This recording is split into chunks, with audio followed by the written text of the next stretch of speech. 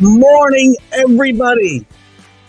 Keith Engle here for TGI Sports Talk's Sunday Stream of Consciousness. It's going to be I wouldn't say beautiful, I guess a nice day here in upstate New York. Mid-70s today, not a lot of sun, but better than what we've had here. A lot of rain in April. As April gets ready to get out of here, we're heading towards 80 degrees next week. April showers bring May flowers. I want to welcome everybody watching this morning on TGI Sports Talk's Facebook pages, my personal page, and obviously the TGI Sports Talks page. I want to talk a little bit about that in a second. Also, YouTube, Twitter, or X, Roku, the Northeast Streaming Sports Roku channel. If you have not downloaded that, please do. All you need to do is get to the Roku app, download Northeast Streaming Sports, which is changing its name to National Streaming Sports, by the way. Also, welcome everybody on LTS. Let's Talk Sports on their YouTube channel today, and we're also on the Northeast Streaming Sports YouTube channel as well. Quick shout out to Ralph Williams at RW Media. Ralph does some great stuff with the Sports Corner specifically over there. Tuesdays 4 to 6 p.m. on WBVP Radio with Smokin' Jim Frazier. And Ralph probably pops in. We'll give him another shout out in a minute. Thumbs up DDH. And quick thank you to Tim Worley, my guest, the former Georgia Bulldog standout and Pittsburgh Steeler first-round draft pick. We had a great interview on Friday. Went into his career at Georgia and Pittsburgh, and you know where things went off the rails. And I'm very interested in people's, and you'll see a lot of it in these interviews where things haven't gone perfectly in their lives, and they're willing to talk about it. I'm willing to let them tell their story. So we had a lot of fun and laughs at the same time. Some serious subject matter, but we had a lot of fun as well. We got some good upcoming shows this week. On Friday at 9 a.m., we'll have Buddy Biancalana. Following that will be Brian Holloway, former Patriot star. Lots to talk about. We may have Jim Biringer pop in today to give us a little NHL Stanley Cup update, maybe a couple other stories. We'll see. I haven't heard from Jim, but I've told him to feel free to pop in during the Stanley Cups, and he has the link. NFL draft, obviously the big story of the week. How did your team do? Who were the winners? Who were the losers? Some big surprises. Michael Penix, obviously, a huge surprise. I'll talk a little about the Patriots draft, the Giants and Jets. Anybody you want to talk about? I feel like the Vikings and the Eagles did a great job in this draft. And we'll talk more about that as we go forward. 49ers probably going to trade a wide receiver, it looks like, Ayuk or Samuel, with Pearsall, their first-round pick. We'll talk more about that. Major League Baseball, we can continue with the injury conversation. Got some hot teams. The Twins win their 6th in a row. The White Sox win 2 in a row. Break up the White Sox. And then the Astros are trying to break their hex down in Mexico. Got off to a good start. If you like runs scored last night was your night. Yankees 15, Red Sox 17. Can't read that right. I think it's Washington 11. Somebody else 12. The Twins 16. I think it was the Astros 12. We can talk about some of that. Some of the teams that are off to surprising starts. Will they continue? We're going to go, deep into the standings and whatnot. We'll, reply to any comments. I know Drew wasn't here Friday, so if he wants to get into a few things, we'll certainly do that. In the NBA, we got the Knicks and Sixers again today. Knicks up 2-1 after losing and giving up 50 to Embiid on Friday. The Lakers on the verge. Nuggets are the best team in basketball, guys. You can talk about Boston all you want until the Celtics lose. College stuff. Reggie Bush gets his Heisman back. We may have already talked about that. Jim Sankey says no to Super Conference, at least right away. And then some of the Iowa athletes are suing over the gambling investigations. So lots to talk about. Kentucky Derby next week. So lots to talk about. Let's see who's with us. Get into these comments and get this show rolling. Good morning, Dave Guyette up there in Amsterdam, New York. Hope you're doing well. Nice win for the Yankees last night. But again, how do I get excited? I mean, I get it. They're 18-10. playing good baseball, tied for first. The pitching is doing really well. My problem is they don't score without home runs. I say this every week. 15 runs last night, driven by home runs by Judge and Rizzo. There's our kneecap biting guys in Motor City. Good morning, sir. Good to have you with us. What an amazing experience being at the draft as a member of the press. Hope you had fun. 700, I believe, total, over 750,000. I don't know if that was individual people or daily attendance. Or total attendance, right? So people like yourself were being counted all 3 days. I'm sure that's probably what it was. So there's no way. And I don't think they paid. You can probably help me out here. And the Philly sports guy was there for Northeast Streaming Sports, obviously, and a bunch of other super fans. Must have been a great experience. Are these people charged to get in, or is it kind of first come, first serve? Paul Spada, our Boston fan out there in Wisconsin. Yo, yo, yo to you. Who are you calling a yo-yo? Jeremy. I remember Jeremy. Thanks for jogging my memory, though, Jeremy. Smoking Jeremy B. Good to have you with us. Give us some insights from the draft. We'll have fun there. No Harrison for the Pats. No surprise. Again, you guys know the draft scenario I wanted for the Pats. All in all, no one, and I'll tell you, I'll give you some numbers on quarterbacks. I got to find that article real quick. I'm not sure if I can. It's probably long gone. I can probably remember the numbers pretty well. We'll talk about that as we go along here about the quarterbacks and how many first rounders actually pan out. Going back to 1967, I've got some great data. So I'm not, again, I don't know why teams chase quarterbacks in the first round. Patriots will, like everybody else, felt the need to do it. Drake May, it is what it is. All in all, not unhappy with the Patriots draft after May. Two, I think, really big, experienced lineman, an offensive tackle, and a guard. The guard, Robinson, has been talked up by some of the pundits that I saw the last 2 days as being maybe one of the steals in the draft. We'll see. Mel Kiper wasn't really enamored with him. A couple of nice wide receivers. Interesting, Joe Milton. Taking Joe Milton in the 6th round after already drafting Drake May is a very interesting pick to me. So we'll see how that goes. But all in all, I think it'll be a good day. I think it'll be a good draft. We'll see. Blessed Sunday to everybody from CA. Good to have you with us, obviously. Good morning again, Paul. How are you doing? Go Pats. Get your take on the draft. Listen, I think it wasn't a bad draft. Again, considering the fact that I don't want quarterbacks taken in the first round, and I think they could have done better. The guy I like, Michael Pratt, didn't go until, I want to say, the 6th round, if I'm not mistaken, to Green Bay. Oops, sorry, Rick. Great interview. Thank you, Rick. We had, as I said, we had Tim Worley on Friday. Had a great time. Good give and take. Good morning from the city of brotherly love. See if you can track down. Maybe Mancini, we know he's in LA, but maybe Mancini left you some Philly cheesesteaks somewhere. How about them Stars? The Stars get a much-needed win, which we can get into a little bit if you want. Well, we can wait for Jim Biringer to see if he comes in. But look, it's a stream of consciousness, so we'll go wherever you want. Stars down, I believe, 2-0 if I'm not going into last night. Could ill afford to fall behind Vegas 3-0. So big win for them. Good morning, Kenny Gifford up on the mountain. Probably been chilly up there the last few nights. Maybe a little warmer last night because I know we were in the low 30s here before last night.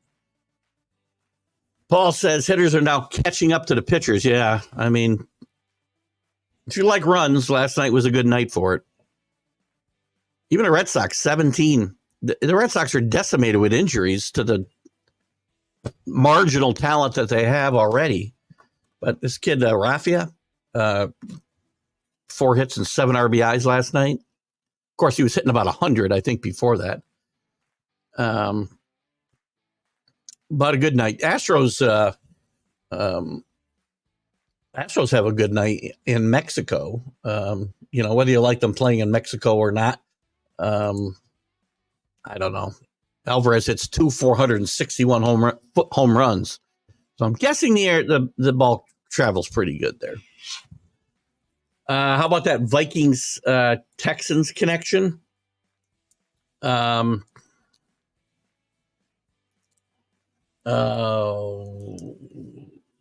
having trouble. Help me out.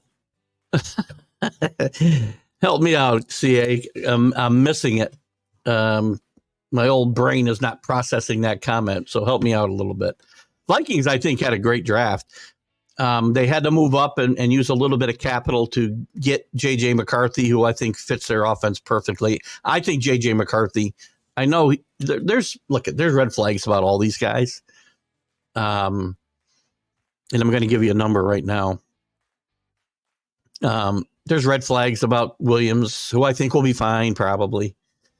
Drake May, Jaden Daniels. There's red flags about J.J. McCarthy. I think McCarthy will be the best quarterback coming out of this draft eventually. I said Will Levis would be last year. He's not yet, but I didn't say out of the first year. And I'm not going to say that now. But I will tell you this. These teams all chase quarterbacks. They trade up, they trade down, they do whatever they got to do. They trade a lot of future collateral. And the fact of the matter is, the odds are not in your favor drafting a quarterback in the first round. Since 1967, I don't have the numbers right in front of me anymore. I want to say roughly 136 quarterbacks have been taken in the first round. Only 46% of those quarterbacks ever made it to the playoffs. 46%. So we were talking about 50-50 make it, right? So I guess if you want to use that as your barometer, it's even worse than what we thought. Only 11 ever won a Super Bowl since 1967 first round draft picks. And 2 of them won it with different teams than they were originally drafted. I want to say Dilfer and Plunkett are those 2 guys, by the way. I'm not quite sure. But anyway, 92% of these quarterbacks drafted in the first round have never won a Super Bowl. So why are we doing it this way? This makes no sense to me. I mean, I'm not manipulating numbers, guys. These are the numbers. And then you say, well, the best quarterbacks, seem to win, but they weren't. And again, I got into this a little bit with Jack Hirsch on the Mac and Jack show a little while ago, which is also playing right now on Northeast Streaming Sports for the next few minutes. But we were talking about this from the context of your draft expectations coming out of the draft. Because he was throwing Montana out at me. There weren't great expectations for Joe Montana in the NFL. He was a second-round draft pick for a lot of reasons. Too slow, too small, no arm strength. Tom Brady, no expectations coming out of the draft. Peyton Manning, yes, won the Super Bowl. So think about this, guys, and think about the way your teams are trading up and trading draft picks to get quarterbacks. It doesn't work. Which is, again, why I thought the Patriots should have done something different. Keith's fantasy team is hitting 335 for this whole week against me. Well, your defense has been horrible. Your pitching's been horrible. They're not pitching against me, obviously. Fun times. I don't know where we stand. I haven't even looked today yet, Drew. I got to get my lineup set once we get off the air here, but I didn't have time to do it this morning because I'm still struggling, trying to get my mouth able to talk. I had oral surgery on Tuesday, a second round of oral surgery, and this one was very invasive into the gum, taking out an impacted wisdom tooth that was on the verge of abscessing. But I've still got, you can see the bruising still here. Um, the sinus is all swollen, which is causing pressure on the rest of my mouth, and it takes me a little while to get to the point where I have as little pain as possible, and I can talk for a couple hours, man. Not looking for sympathy, by the way. How about the Austrian Open, on the PDC European Tour? How about it? Tell us what's going on, because I don't have it on my radar. CA is our resident, for those of you who are kind of newer to the show, CA is our resident professional dart. And now he's on the snooker. Snooker, for those of you who may not know, is similar to pool. Bigger table. I want to say more balls. I'm not sure, but interesting game. Here's Jeremy with a little bit of update. 750 total passed through the gates with tickets.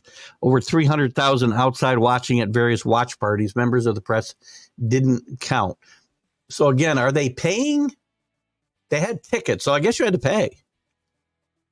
For these tickets that you're also to get near the stage, you had to pay to get in. People I see all towards the outside. And I'm assuming some people like yourself have draft passes. The Philly sports guy, I believe, gets a pass from the Eagles. Give us a little recap, I guess, on your draft too, if you want, Jeremy. The Lions. Let me look here real quick at the Lions draft. I think the Eagles did a great job, by the way. And I'm usually hard because Jamie Pags is a homer all the way, and I guess to be a super fan, you got to be. But I think they got two of the best three cornerbacks available in the draft, and I'm interested in seeing how you think the Lions did.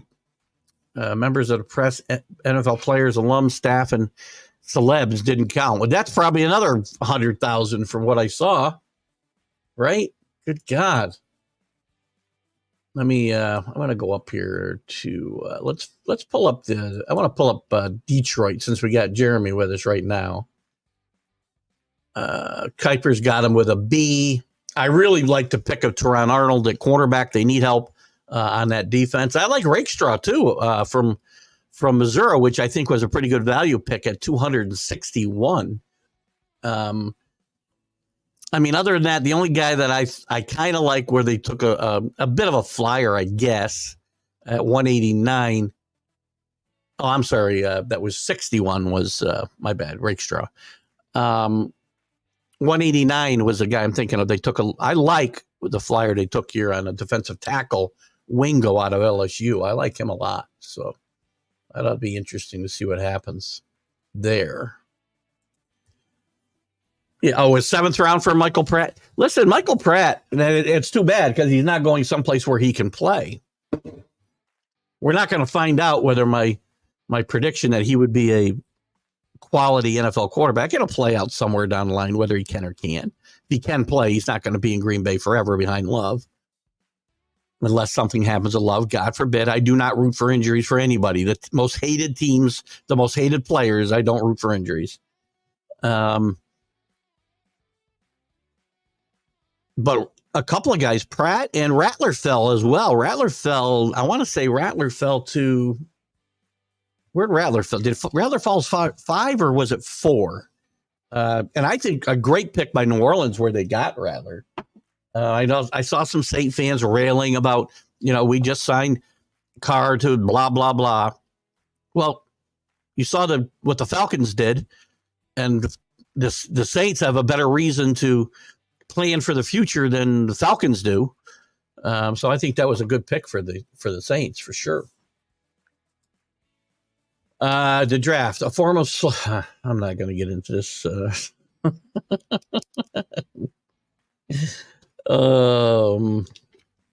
It's actually not, because they don't have to go there. Again, there's free agency and you're not tied to these teams, for eternity. It's a good try though, Kenny. And I'm sure that we can find people out there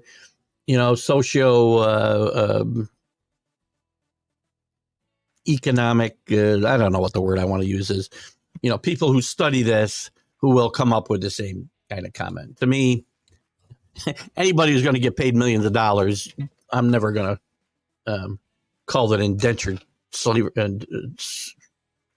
slavitude.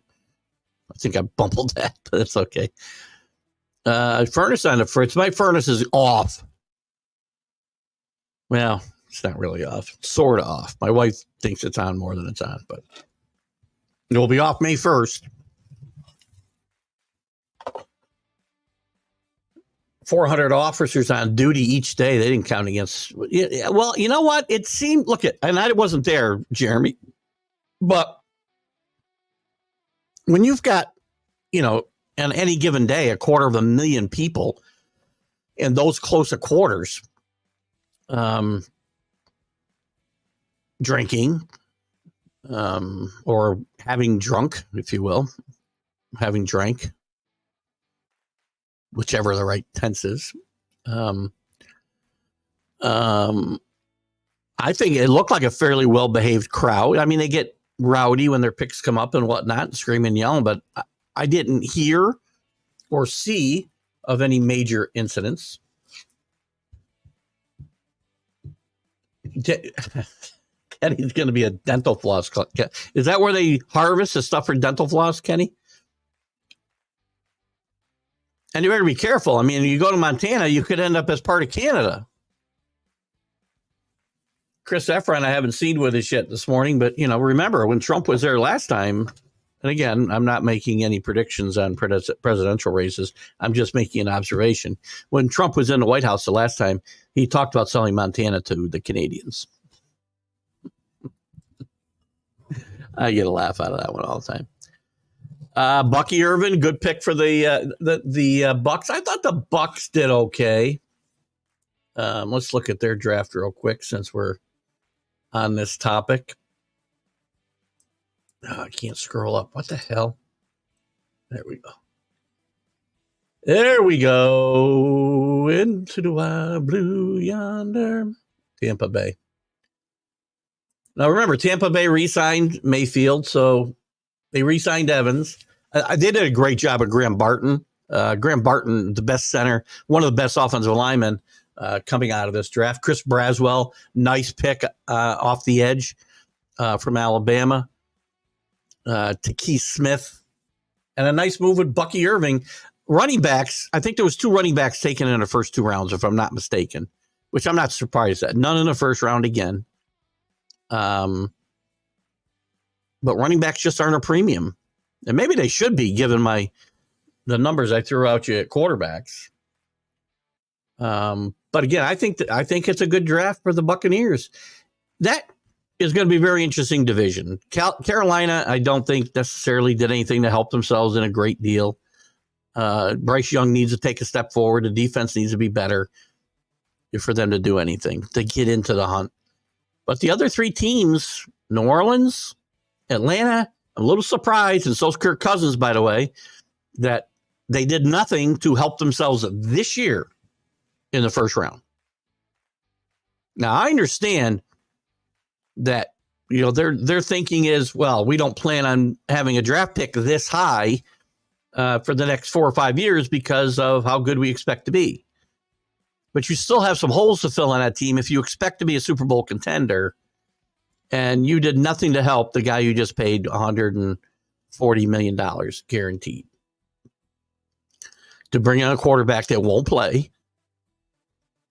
To me, it was the most shocking thing, and it turned the draft on its ear for a while, because then the picks started going wacky. So we tied a record with 6 quarterbacks being taken, and may have set a record, not sure, with 6 wide receivers in the first round. Mexico City's altitude is 2,000 feet above Denver, so there you go. Balls will fly out of there. I guarantee the pitchers don't like going there, Drew, right? No baseball in Montana. Biggest sport is cow flipping. It's cow tipping, isn't it, Kenny? And again, I'm not a cow flipper or tipper. But the term I've always used, and it could have changed, because maybe we're offending somebody with the tipping label. But isn't it cow tipping? Kenny brings the stream of consciousness to this show, by the way. Nor is it after the second round. What is... did I miss a comment you put up here? I'm not sure. I'm not sure where we're going there. Nor is it after the second round. Is it... You're talking about paying to get in, maybe? I'm not sure. They don't need to make new balls with the wings. The ones they have now are harder than they ever were, and the bats are harder than they ever were. The stadiums are smaller than they've ever been, so we don't need wings on the balls. Strike zones are smaller than they've ever been. By the way, one of the big... How is this a major bullet point as I'm going through my MLB news this morning? Ohtani sets record with 119 mile an hour single. When did I start caring? When did anybody start caring how fast a ball gets hit, especially a single? Who cares? This stuff is so far out of control, man. Oh my God. It's just painful. Painful. 119. Nobody cares about Ohtani's 119 mile an hour single. I see Danny Fuller down there. Good morning, Danny. I'll put your comment up in a minute. Your good morning, but I care about whether the Dodgers won or lost and what his batting average is and home runs. I don't care how hard he hit the ball. Oh my God. Looking for a spot for you, Kenny, in Philadelphia. Kenny's talked about moving to Philadelphia recently. Stay on the mountain. The view, it's nice from the 6th floor to Hilton, but I wouldn't walk around after dark. Rick is in Philadelphia this weekend. I don't remember for what, Rick, but you can feel free to let us know. Here's the connections. CA says the Vikings and Texans office is working well since last year to help each other improve their teams. Well, you play in different conferences. You play certainly in different...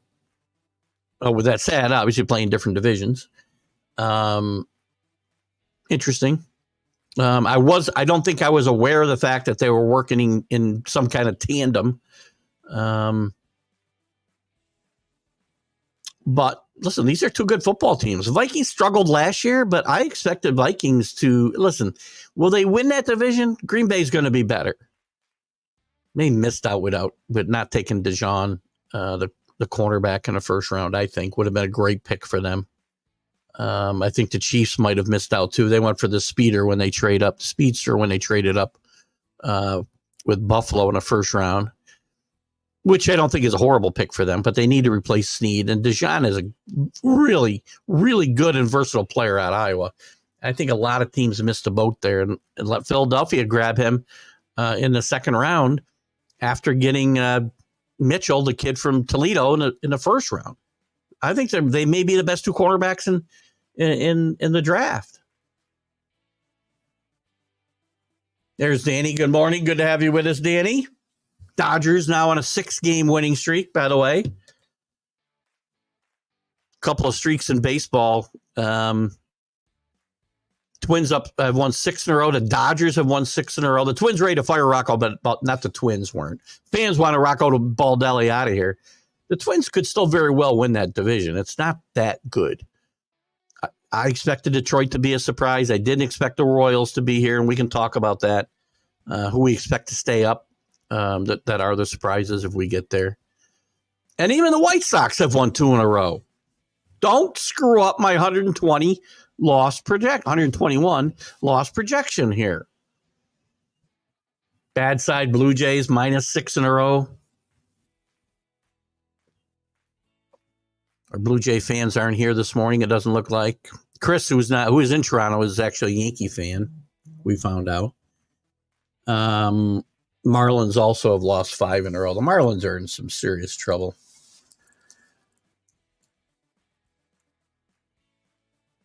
Montana didn't start. Right. That's a good point. He didn't start right away at Notre Dame. I had to laugh. I mean, because I made a comment that because again, this morning, the impetus for this conversation about expectations for quarterbacks coming out of the draft started with the high expectations on Caleb Williams. And I talked about how there's high expectations for every quarterback that comes out of the first round, especially the top 10.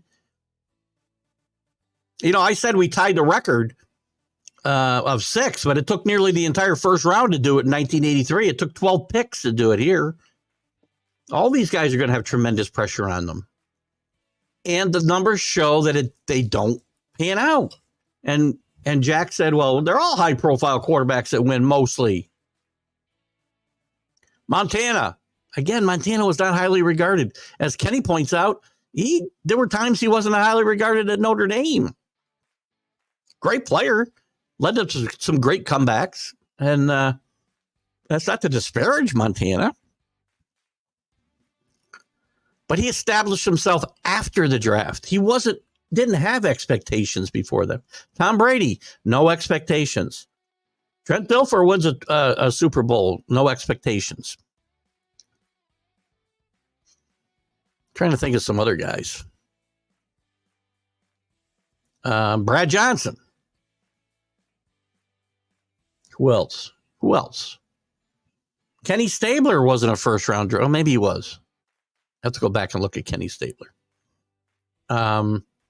Plunkett won a Super Bowl. He was a first-round draft pick. He was number 1 pick overall, but it took him 15 years to do it, and his career had to be rebooted with the Raiders. He was out of the league, basically.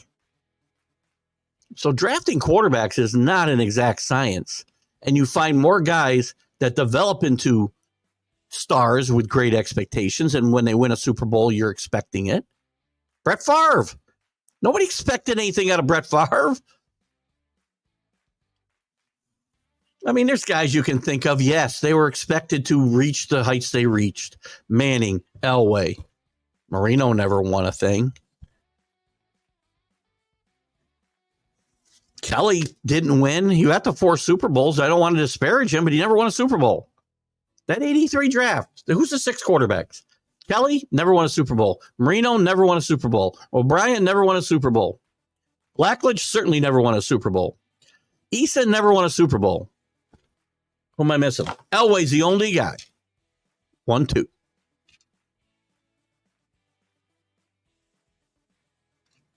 Now, making a playoffs or making a Pro Bowl, because I think it was 40, roughly the same amount as made the playoffs, actually made a Pro Bowl.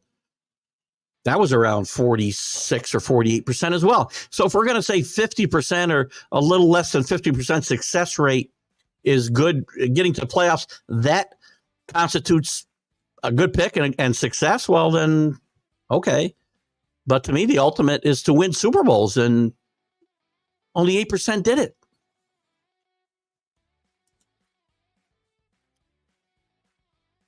Here's our good morning to Danny Fuller from Paul. You need to stop getting into fights with your oral surgeon. You should see the way he looks, Drew. You think this is bad, you should see him. I have a court appearance about that in a couple of weeks. Just kidding. They do, right? And they're my own fault. I had some bad experience with dentists when I was younger, much, much younger than I am now. And I grind my teeth, and I didn't address that for a lot of years. So a lot of the problems I have now are because of that. And, before I'm done working and still making real money, I need to get these things taken care of. So that's step 2 steps down. I still got a couple other things done. Then I've got to get a couple bridges put in and a couple implants put in, and yikes, got to rob a bank. Very good morning from Southern California for Paul Spada from Danny. Keith, let's see. I have a dynasty football draft today. Believe it or not, today. That's pretty early, isn't it? 10th pick. Thought on who to grab first. Man, that's hard. You see, it's too hard. I need to first year or so. Next year will be keepers. So this is the first year. So next year will be keepers. Wow. Well, it depends on how deep the draft is too, Paul. I mean, to me, if you're going to have keepers and this is a dynasty league, then I'm drafting a guy that's going to have an impact for years. Don't take one of these quarterbacks. Patrick Mahomes. He's not going to be there at 10, right? So it's irrelevant. But if some guys are loading up on the really young guys trying to build their future, well, then maybe you got a shot. And again, I don't know. Without knowing the settings and whatnot, it's hard to say. My guess is, given the way fantasy leagues are set up, quarterbacks are very valuable. Wide receivers are huge if it's points per reception and such. I mean, if it was me, I might look for a wide receiver, actually, that's going to play 15 years and catch a ton of balls. Maybe Marvin Harrison, maybe Neighbors. Again, it depends on how deep this draft is. You don't want to punt away this season. If it's deep enough where you can still get quality guys and fill your lineup up and compete this year, I might take a run at one of those guys. But I'd have to know how deep it is and things like that. But it's pretty early to do that, isn't it? Wow. Sounds fun, though. I wish I'd known. Well, you probably wouldn't have invited me anyway, but I love dynasty leagues. I was in a baseball league. I talk about it often from 1987 until about 4 years ago, maybe. So 30 years, more than that, 35 years, maybe. Whatever, 30 plus years. Auction, draft. We drafted 40 plus guys every year. You drafted minor leaguers. You signed guys to long-term contracts or you lost them.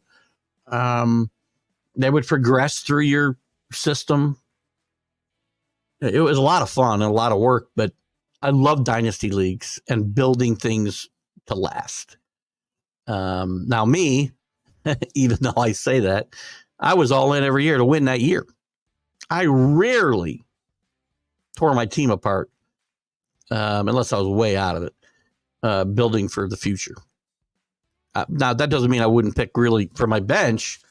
I was always of the impression I would. You can draft guys in high school, by the way.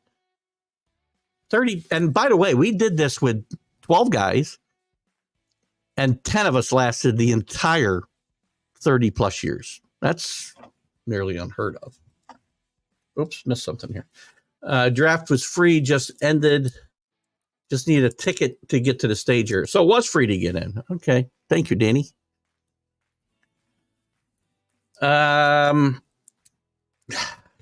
How long is that going to last? Ben wrote that. I can't say his name. Catcher. Yankees got him from the Twins, if I remember right. Never did much with the Yankees. Again. And this won't last, right? Just like Friday night when Sanchez, had a decent night. I think he had a home run, helped beat the Yankees Friday night. Aaron Hicks last year goes to the Orioles and plays really well. And week after week, I'd be arguing with Jack Hirsch that I don't care what guys do once I trade them. If they couldn't play for my team, what do I care what they do somewhere else? They weren't doing it. So it's irrelevant what guys do elsewhere. So, and in this case, he's not gonna. If this guy hits 250, they got a bargain. Green Bay always gets lucky with rookie quarterbacks. He'll be fine. Talking about Pratt. And again, we know in this league you need backups as a rule, right? Because not everybody plays every game. They're not all Patrick Mahomes.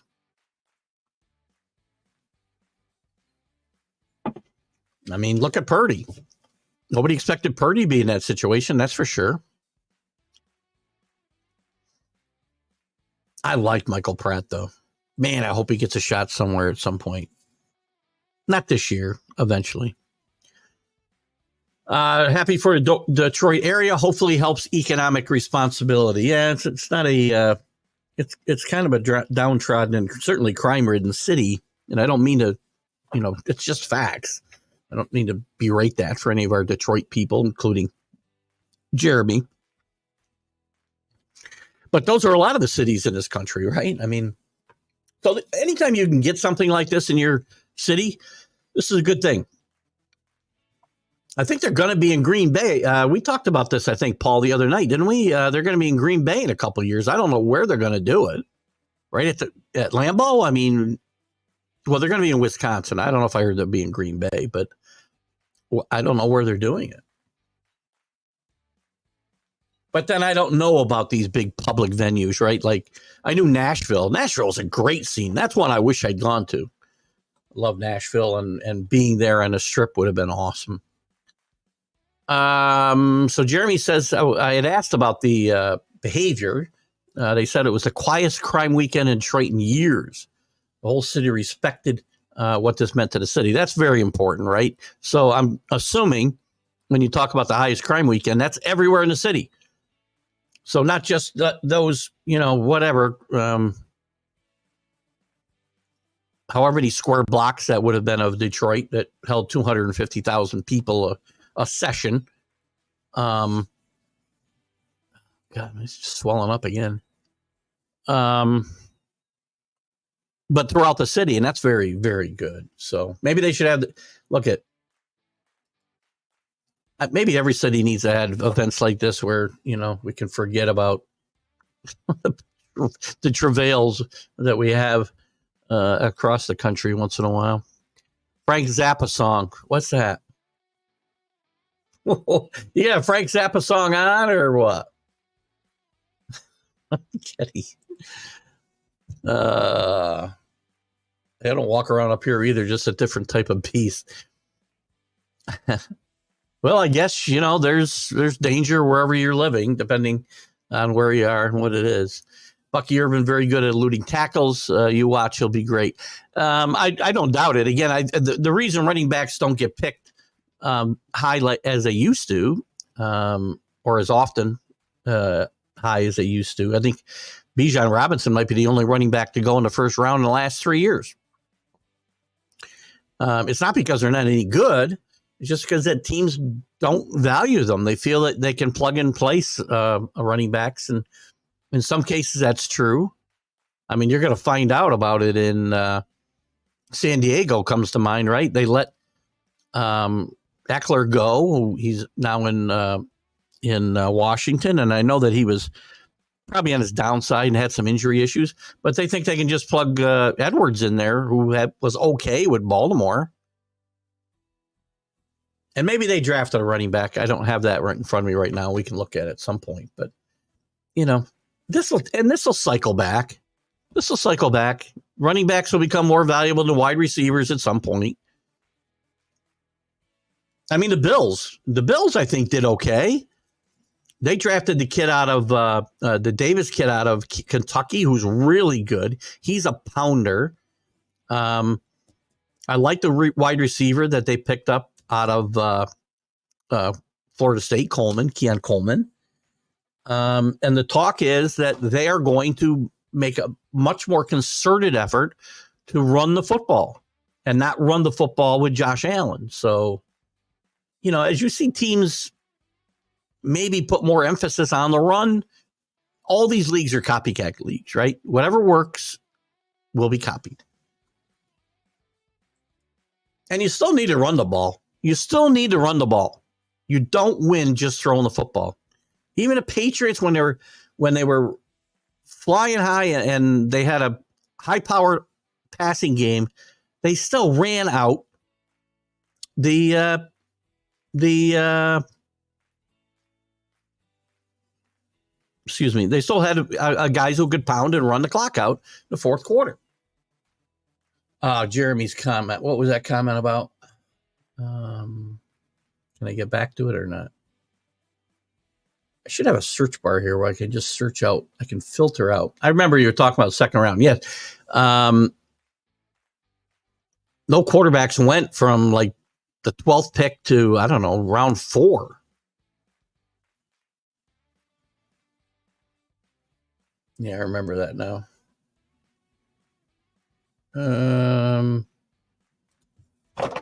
We need a forklift for cow flipping. Tipping is the correct term. I don't even know what it means. To be honest with you. What is cow tipping? I need to know. Where's our Canadian resident Chris F. Grave? Come on, Drew, help me out. I'm going to look it up. I need to know. Cow tipping. Cow tipping is a purported activity of sneaking up on any unsuspecting or sleeping upright cow and pushing it over for entertainment. The practice of cow tipping is generally considered an urban legend, and stories of such feats viewed as tall tales. Well, maybe it's tipping. Maybe they're tipping him for the milk. There's a very funny picture of a guy. I wish I could share it, but it's on a different computer. A guy tipped over a cow, and now he's kind of jumping on him like it's the WWE. Oh my gosh. Well, that's certainly a new topic for the stream of consciousness. Oh God. By the way, guys, we'll continue along here. If Jim Biringer pops in at some point, if he pops in, I would expect it to be 9:30, 9:45-ish. If he doesn't, we can talk about NHL through any of the course of this show. And we'll go from there. Yeah, nice crowd in this morning. Very good. Very good. Nice crowd from TGI Sports Talk. Great crowd from X, formerly known as Twitter. A few on my YouTube page, obviously. Nice job, guys. Kenny, I would, as I was one of the corners or standing 6 feet away. I would care as I was one of the corners or standing 60 feet, 6 inches away. About the velocity of the ball. Yeah, but guys always hit the ball hard. I mean, I get your point. As a fan watching the game, it's irrelevant to me how hard a thing. I don't care. I just don't care. I mean, everybody can care. I played third base for a long time as well. Shortstop, then I made a natural progression. Kenny made a natural progression from catcher to first base, and I kind of moved around the diamond from short to third to first as I got older. Oh, that hurt. Sorry. So yes, especially in, when you're playing in, you aren't seeing a lot of guys playing up close to the batter, even in bunting situations, for crying out loud.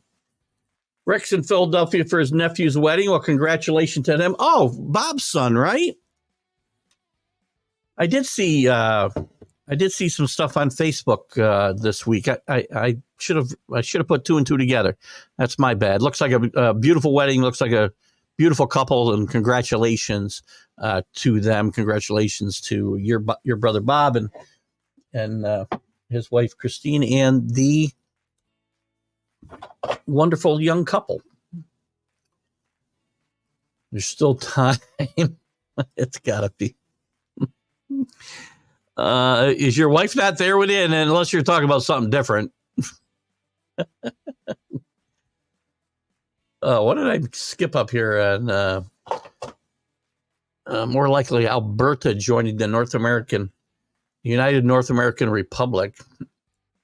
Oh, is that rather than Montana? You guys don't want Montana? I mean, we got the Dakotas. Why do we have 2 Dakotas, by the way? Does anybody know? I heard this on Bill Maher last night. And I think Bill Maher is one of the funniest guys out there, by the way. I don't agree with his politics as a rule in any way, but the shows are funny. He needs to have more balance on his panel. But he's a very funny guy, and he got talking about North Dakota for some reason, or South Dakota, I don't remember which. And then he was questioning why we needed 2 Dakotas, or any Dakotas for that matter. Sorry for those of you watching in Dakota. I didn't mean to. I just lost all my Dakota viewership. But then we just jumped up a lot in viewers. So, oh, man. I'm sorry. I am sore today. Packers will win the division. Lions second. Vikes not a 500 team. I think the Vikings will fight towards 500. I do think the Packers will win this division. I think the the Lions could take a step back. Sorry, Jeremy. And I say that only because I'm still not sold. And maybe it's just me being stubborn and obstinate, but I'm still not sold on Jared Goff. I don't know what I got to see, but they need to improve that defense. They did it in the draft. We'll see. The Packers are just looking. Bryce Love is really good. I say his name right? I think I did. I do think the Vikings will be better, but I don't expect them to necessarily be a playoff team right away. It depends on J.J. McCarthy. If McCarthy's ready to play, there are weapons there. They also did a good job with hold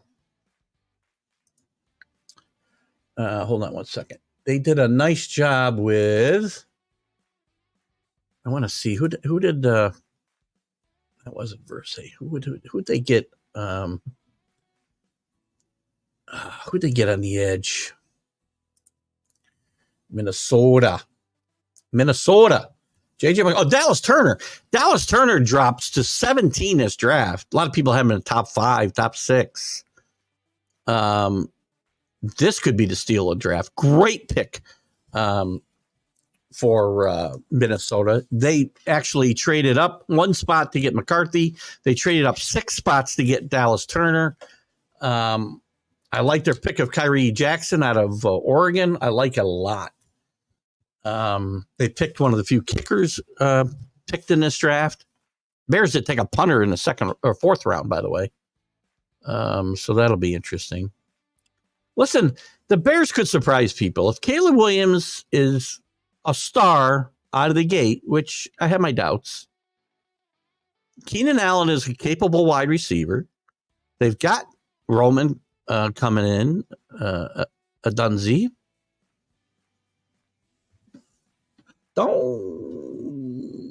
That division could be wide open. First round draft picks are like first marriages. You don't have a first marriage. What are you talking about? You don't get to comment on that.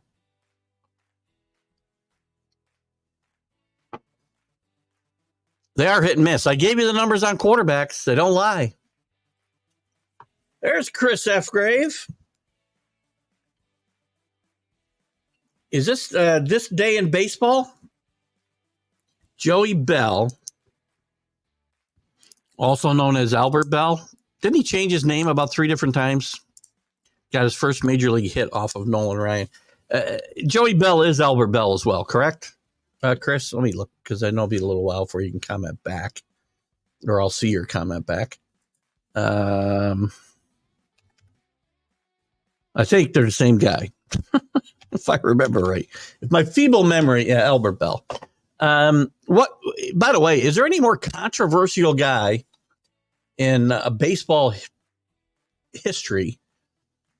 Is he misunderstood? Maybe not misunderstood. Maybe not most controversial. But here's a guy who, this guy has a 933 OPS, hit almost 300. But he never registered in like MVP votings. This guy had years where he hit 34, 112, 38, 129, 36, 101, 50 home runs, 126. He doesn't get a single MVP vote. Not one. Is there a more disliked guy in Major League history than Albert Bell? And maybe for good reason. You gotta get Albert on the show, man. Wouldn't that be great? Chris taking me back to the 80s. Rudy was higher in the depth chart than Montana. That's taking it a little too far. Montana was on a team, though, with Rudy Rudiger, I believe. Yeah, because Montana played for Dan Devine teams, right? Yeah. So that's a good one, though. For those of you who have not seen Rudy, where have you been? Go watch the movie. It's a great movie. NFC North had the best conference draft, arguably the best in the NFL. I'll certainly give you the Vikings. Listen, I like what the Lions did. If you're talking collectively, and again, we don't know. This is, and you're right, CA. I think they did very well. I think the Vikings are a big winner in this draft. I think Chicago will come out of this smelling much better than people think. I think the Lions did okay. And I think the Packers did okay. I don't know why they passed on Dijon.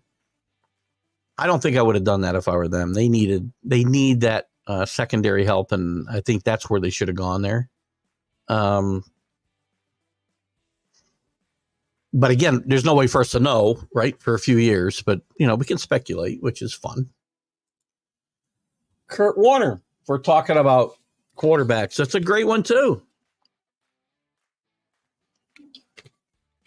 Yep. Another good one. There's tons. There's Augustine out of the Great Northwest. Oregon had a nice draft. I will tell you this. I'm not enamored with Bo Nix on this next level. I've told you that I think J.J. McCarthy will be the best player in this draft. I think it's possible Bo Nix will be the worst, this first-round picks. Of those 6 guys taken in the first round, I think J.J. McCarthy will be the best eventually. Not saying this year, and I'm sticking with my Will Levis projection from last year. I didn't say it would be year 1.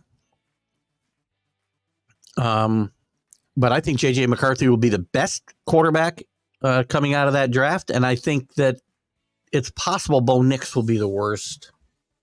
He's going into a situation where he's probably going to have to play. And let's remember something. People talk about Sean Payton, right? Because I know that's coming. Sean Payton, quarterbacks, blah, blah, blah, blah, blah. Tell me what quarterback Sean Payton has really developed. Drew Brees was a great player, had injury issues, but he was already a great player. And you can argue that he turned him into an elite player. Okay. But he's never drafted a quarterback in the first 2 rounds, Sean Payton. Didn't need to because he had Sean Payton he had Drew Brees all those years. But I would argue that Drew Brees was already a great quarterback when he got him.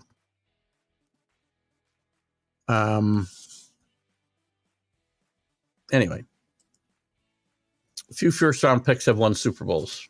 If you're talking about first-round picks in general, CA, I gave the numbers earlier on quarterbacks, and I'll repeat it now as the audience has grown huge. Since 1967, 130 or 36, I don't remember the exact number right now because I don't have the numbers in front of me. I did this on the draft show Thursday night. 136 quarterbacks taken in the first round since 1967. Only 46% of them made the playoffs.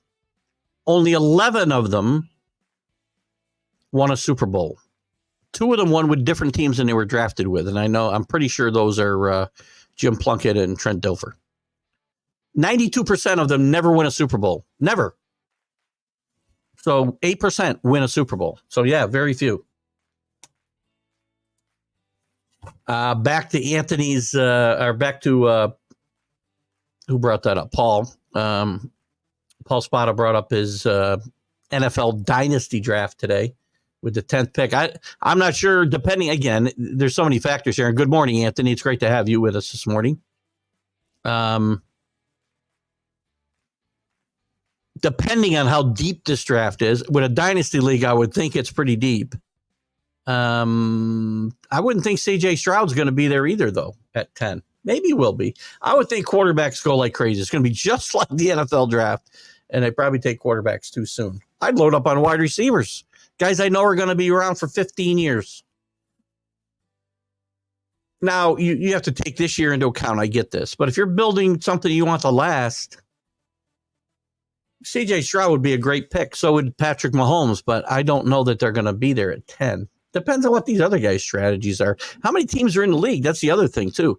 I talked about how deep is a league as far as how many players you're going to have. And do you have developmental squads, or how does that all work? And a lot of the leagues, you have to sign them to contracts and such, or sign contracts to them anyway. They're actually signing contracts, obviously. But also, how many teams are in the league? Chris, is that right? Mark Bellhorn, who you may remember, I remember he played everywhere. Most notably for me was with the Red Sox, and he had some big hits against the Yankees. Turns 50 this year. I must be getting really old. I must be getting close to 60 myself. Or 64. Still holds some interesting records. Most single season home runs for a switch hitter, 27. It's hard to believe he ever hit 27 home runs, but he did have a couple of good years. I think he played with the I got to look him up. Now I got to look him up. See, Chris, I do ask Chris to do this too and throw some nostalgic stuff at me because I love it. Now I got to look him up. See, this is why I spent a lot of my time in the Baseball Reference. I just love it. I must have spelled his name wrong because now I can't find him. How the hell he spell his name? Oh, there's 2 L's. Is that right? Is there 2 L's in that name? Nah, I'm not getting them that way either. If I try Mark, it'll be 1,000 marks. I'll get back to your comment here in a second. Why can't I find this guy? There he is. There's 2 L's. Good job. So anyway, most home runs by a switch hitter. I don't think that's accurate. Mickey Mantle hit. Now, maybe by an infielder or something, Chris, but I would know for a fact Mickey Mantle definitely hit more than 27 home runs. He and Carlos Baerga share the distinction of being the only 2 players to homer from both sides of the plate in the same inning. Those are good stats. Although I'm thinking you might have left something out on the single season home run record for switch hitters, maybe for second baseman, but definitely not. And he did that with the Cubs. I remember him being with the Cubs. By the way, 27 homers and 56 RBIs. That's speaking well for what you did the rest of the times up there, Mark. 17 and 82, by the way, for the 2004 World Champion Red Sox. That's where I remember him most from. Killing the freaking Yankees. So anyway, check that 20. Let me know about that 27. We're going to see Keith next year on the stage announcing the New England pick. Well, they had everybody up there but me and Paul Spada, I think, and Scott Colby.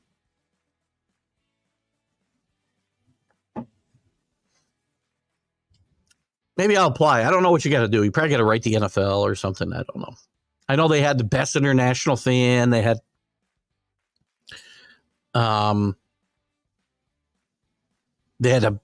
what else they had? The best. I think they had the best super fan or something like that. And there was all kinds of different reasons that they had to bring people up. And some of it was good and some of it was just overplayed. But who knows, Anthony? Maybe you'll see me. Maybe we'll put a petition to bring all the TGI Sports Talk crowd with us, and everybody gets to make a pick. Not make a pick, but announce a pick. Because if we let you guys make a pick, things might go awry.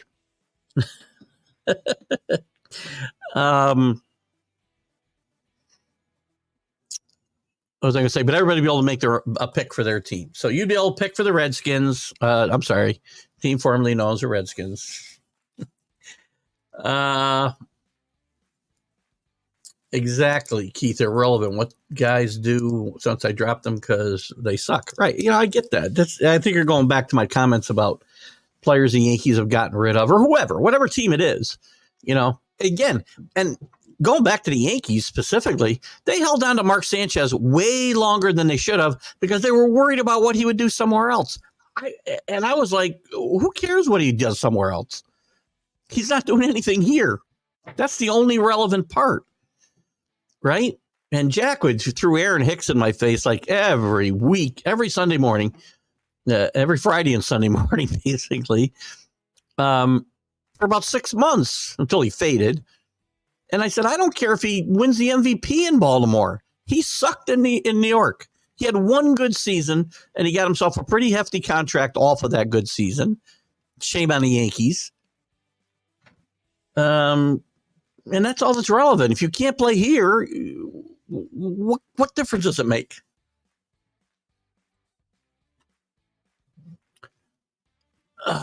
Soon ready with you. Excited soon ready with you. I'm not sure where Augustin's going there. Sometimes we have a language barrier, but I know that Augustin's a big Oregon fan. Augustin is a big. Correct me if I'm wrong, San Francisco fan. I think. Augustin, you can correct me if I'm wrong. But keep in mind, just so we're clear, I'm bashing your guy, Bo Nix. Maybe you're going to be a Denver fan this year. I don't know. Drafting Green Bay. I think at Lambeau, that'll be interesting. What's the weather up there in April? I got to believe it's pretty much like it is here in upstate New York. It can be good. It can be bad. The cruise our last cruise in February, spent a lot of time at the Alchemy. Well, it's not the Alchemy bar because we were on one of the Carnival's Italian ships, the Costa line. So they called it something else, and I don't remember off the top of my head right now, but it was the equivalent of the Alchemy bar.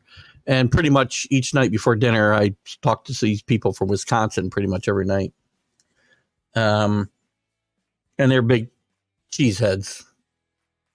And they said their winters were not as bad as people think. Davis of Buffalo, I like a lot as well. This kid is a pounder at running back, Kentucky. And again, not a lot of teams run the ball in college the way they used to. Again, a direct result of the way the game's being played at both levels now. But there are some guys who can be a difference maker. Brooks, I think, from Texas could be a difference maker. I think Buffalo, people are writing Buffalo off way too soon. And I am no Buffalo Bills fan, as you know. We've still got one of the best three quarterbacks in football, maybe the best two, in Josh Allen. You brought in a top-notch receiver. There's a lot of talk that they're in play for T. Higgins. But let's not forget, other than Stephon Diggs, all these other wide receivers that are gone very well may have played as well as they played because of the quarterback. We saw it in New England all the time. Danny Amendola never played well anywhere but New England. Would Edelman have had that kind of career outside of New England without that offensive, and not just the quarterback, but the offense that was built to help display his talents? Good stuff. I would agree. And I think a lot of look at if the Mad New Yorker comes in, I'm sure he'll say they did horrible because they didn't draft 6 wide receivers. He should, because he complains they don't have a running back. He should be very, very happy with their draft, I think. Listen, I think the Bills did well. I think the Patriots said okay. Again, I'm not crazy about the quarterback pick, but I have to accept what it is and how this is done. I think the Patriots did well. I don't think the Jets did badly. I know a lot of their fans wanted Brock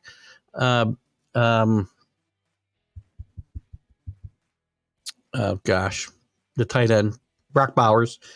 But I think the offensive lineman was better. And Bowers is not a big kid. He's not the type of tight end that's going to be able to turn into an offensive lineman, dominating offensive lineman when you need him in the running game or to protect your quarterback. He's great at running routes. And in Georgia, you saw him split out more often than you saw him tight on a line of scrimmage. And I don't think he's that type of tight end, and I think that's why they stayed away from him. And I think they probably made the right play there. Plus, they move up to get a wide receiver, another wide receiver for Rodgers. I think the Jets did a good job as well. Dolphins, not so sure. So there's another division covered. Vidal.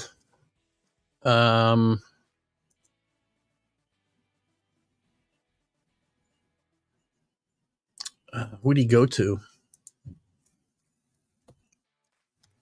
There's so many guys, I just can't. Let me see who we got here. Oh, Kamini Vidal. Yeah. Where'd he go? Come on. Chargers. I think, listen, the Chargers, I think, did a good job, too.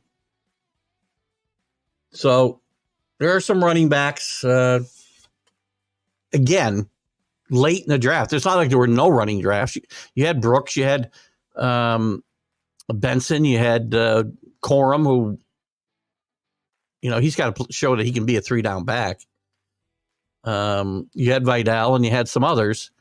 So there's still some quality there. It's just, the league has devalued that position. So Dynasty League would be one that you keep players year after year. I'm assuming there's a limit, Paul. So whatever, like when we played in, let's say, Dynasty Baseball League, right? We had 45-man rosters, and I could keep like between 10 and 15 guys a year, and then I'd have to draft the rest. You could keep nobody if you wanted to and turn over your whole roster. But you also had a salary cap to play with as well. So you couldn't just draft every great player. You had a salary cap, and it was really close to it was as close to real baseball as far as building a roster as I've ever played. I mean, obviously fantasy baseball, the actual playing of it has nothing to do with real baseball. But Dynasty leagues are as close to, when you're building a roster, it's as close to running a real organization as I've ever been. Because you get contracts, long-term contracts, which count against your salary cap and such. So again, it's a lot of fun, and I miss it a little bit, but I'm happy with the leagues that I'm in now, in Drew's league and a couple other small money leagues, day-to-day leagues. Have some fun. So Danny says, let's remember Brady went in the 6th round, which I've talked about a lot, obviously, and the guy was bagging groceries. We talked about Warner because guys didn't know how good Kurt Warner was. They should have. He was in camps. He was in the Green Bay camp. He was in another camp, too. There's another great movie, and I can't remember the Kurt Warner story. It was really well done. The guy who played Chuck, if you ever watched Chuck, the spy show, he starred as Kurt Warner. It was pretty well done, I thought. So yeah, again, those are guys I keep bringing up time after time. Brady, I'll always bring up. Certainly not going to forget 6-time Super Bowl winner playing for my team, drafted 199th.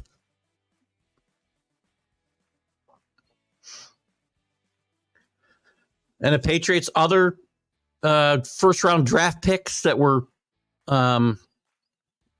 quarterbacks never won Super Bowls. Drew Bledsoe was a nice player. Very, very good player. Never won a Super Bowl. Got to one. Didn't win. Thanks, Bill Parcells. Jim Plunkett got beat up like crazy, and his career was basically over when the Raiders signed him to be their 3rd-string quarterback. And fate took over from there, and he won 2 Super Bowls. He's one of the guys to win a Super Bowl, but not with the original team that drafted him. Again, the expectations that teams have, and the way they go about building rosters, thinking I got to have the best quarterback out of the draft. You need to find guys you can develop into great players. And a lot of those guys that you draft in the first round, they're nice players. It doesn't mean, look at 46% of them made the Pro Bowl, made the playoffs. It doesn't mean they all stunk. But if the ultimate judgment is winning a Super Bowl, 8% is a very damning statistic for ever taking a quarterback in the first round. Maybe I'm wrong. That's a Perth thing. Happened at the TS with Alfie regularly. I did not participate. What's that, buddy? Tipping cows? You're talking about tipping cows as a Perth thing? It's not an urban legend. Well, a lot of things that are urban legends happen in Perth, so I got to believe you're talking about tipping cows, Rick. If you are, I cannot believe, by the way, this is why I love this show so much, that we spend as much time talking about tipping cows as we have. You guys make me laugh, and when I laugh, my mouth hurts. Fuller's wrong. We got a little dispute now. Lions win the division. I still like the Packers there myself. Lions make the playoffs. Goff. You're probably right, Paul. I'm self-admittedly, and I've done this for a while. For some reason, I keep having Jared Goff to prove me wrong, and he keeps doing it. Although he has yet to win a Super Bowl. He was horrible against the Patriots in that Super Bowl. But that defense probably had something to do with it, and the lack of talent around him. He didn't have the type of talent around him that he has in Detroit, I don't believe. Obviously, the team and the coach believes in him. I guess I want to see him do it 2 years in a row. Yeah, it might be 3. Jordan Love. What the hell did I say? Bryce Love? Where did I get Bryce Love from? Is there a Bryce Love out there? Thank you, Jer. I knew I was wrong when I said it. Actually, you're typing like I'm talking. Jordan's Z Love. Well, you're closer than I am anyway. Thank you. Where did I get Bryce Love from? Is there an NFL player or a player out there named Bryce Love that I'm thinking of? But with the draft here, the draft show, Wednesday night I did on national streaming sports, and getting up early Friday to do their show again and recap it, and then too many players and names, and oh my God. Packers stopped KC from a three-peat. That's a good call, Kenny. Right now, as we speak, I'm going to take Kansas City to three-peat. And there's nobody here who watches this show can say, I did not stick by Kansas City all year. People were jumping off that ship right and left. And I kept saying, don't count out the champions. Don't count out the champions. Because people talked about the way they were struggling. The offense wasn't as good as it was. The defense, though, was excellent. They get into the playoffs, everybody's talking about Baltimore's defense. Kansas City's defense played as well or better that day in the playoffs. Same thing happened in the Super Bowl. People talking about the 49er defense. The Kansas City defense was way undervalued. And, at the end of the day, Patrick Mahomes finds a way to win that game, but not without the help of that defense. Without the way they've improved that defense since their first Super Bowl victory, and even over since last year's, 2 years ago, I should say, against the Eagles, it's much better. Without that defense, this team doesn't win. And it's not because Patrick Mahomes is worse. The team catches up with what you're doing. Your talent level drops, which theirs did. But they found ways to get it done. And that's what, guess what? Guess what good teams do? Great teams do. They find a way to win. They find a way to adapt. Patriots did it. They reinvented themselves 2 or 3 times in that 2, 3 or 4 times in that 20-year span. Oh, now you got me. Hold on. What do you got here, Chris? Al Lafrate? Probably saying it wrong. And Drew probably won't be able to correct me on this one. Actually, unless you play it into the Google pronunciation tool. Had the hardest slap shot for 16 years at 105.2. It was barely broken by Denzo Chara at 105.4. The thing about Lafretta, though, was a wooden stick. What was Bobby Hull? And I don't know about these things. And does it really, again, I don't know. This might matter more than, exit velocity on a freaking baseball. This probably matters more as you're slapping it from 30 feet away at a goaltender. And I don't know when these guys played, but, back in decades ago, these guys were playing with no mask and pads that were about as thick as, this little bag I got here. What was Bobby Hull? Did I say Bobby Orr? Bobby Hull is a guy that I knew of with the best. I love the Baker pick. In fact, me and my buddy Mark are always talking about who their boys are on the team, and I don't mean that in a derogatory way, so please don't write me letters. He's already claimed Drake May, which, by the way, he claimed Mac Jones and gave him to me when he sucked. But he grabbed Holt, or not Holt. Crap. Who's the first round pick? Where's the? Was that right? Polk. He grabbed Polk right away. Sent me a text saying he's mine. He's mine. When Drake May's his, he traded me all the Jones. I get all the Joneses for Drake May and Polk. Well, I'll tell you what. I like the upside of Baker more than I like Polk. So I claimed him right away. I think the Patriots did a really good job, by the way. I like Layden Robinson. I really think that he's got a lot of upside. And he and Wallace both are big kids with a lot of experience at a high level in college. I told you I like Baker. I like Dial from South Carolina. I think can contribute in this to this team. Milton kind of is a head scratcher. Not sure what they're thinking about there.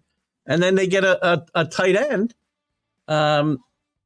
with their last pick who's got some upside, can run with the football once he gets it.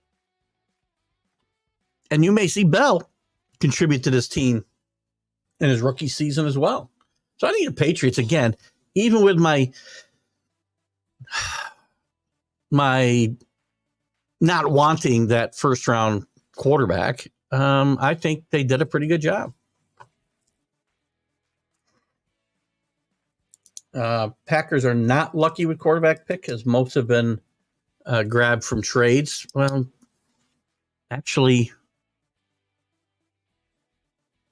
Aaron Rodgers was a first-round draft pick who slid. They were lucky with Aaron Rodgers. He slid way down the first round to allow them to pick him and upset Brett Favre. Now, Brett Favre, they did trade for. Yes, you're absolutely right.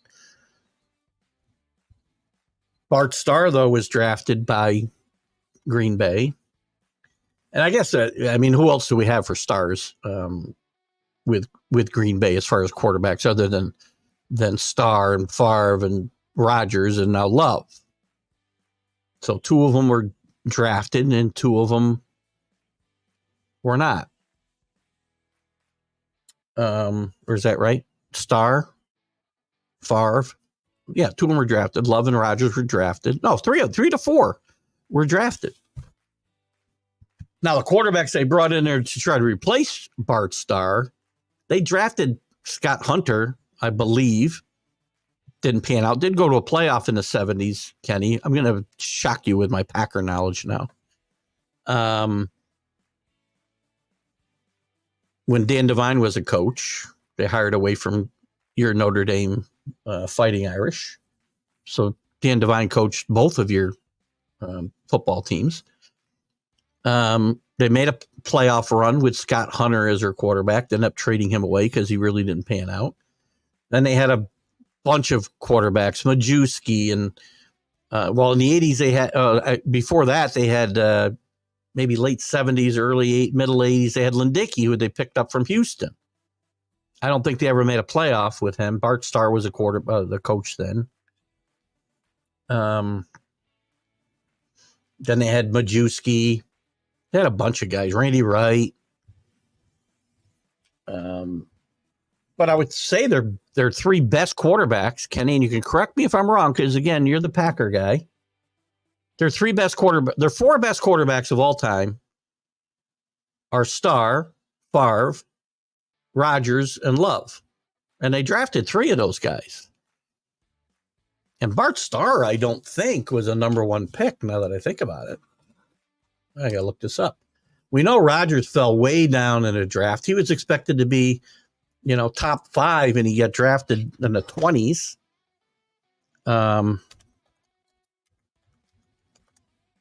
Favre, who was drafted by the Falcons in the second round, and they traded him because he was immature and they didn't like some of the things he was doing off the field as well as on the field.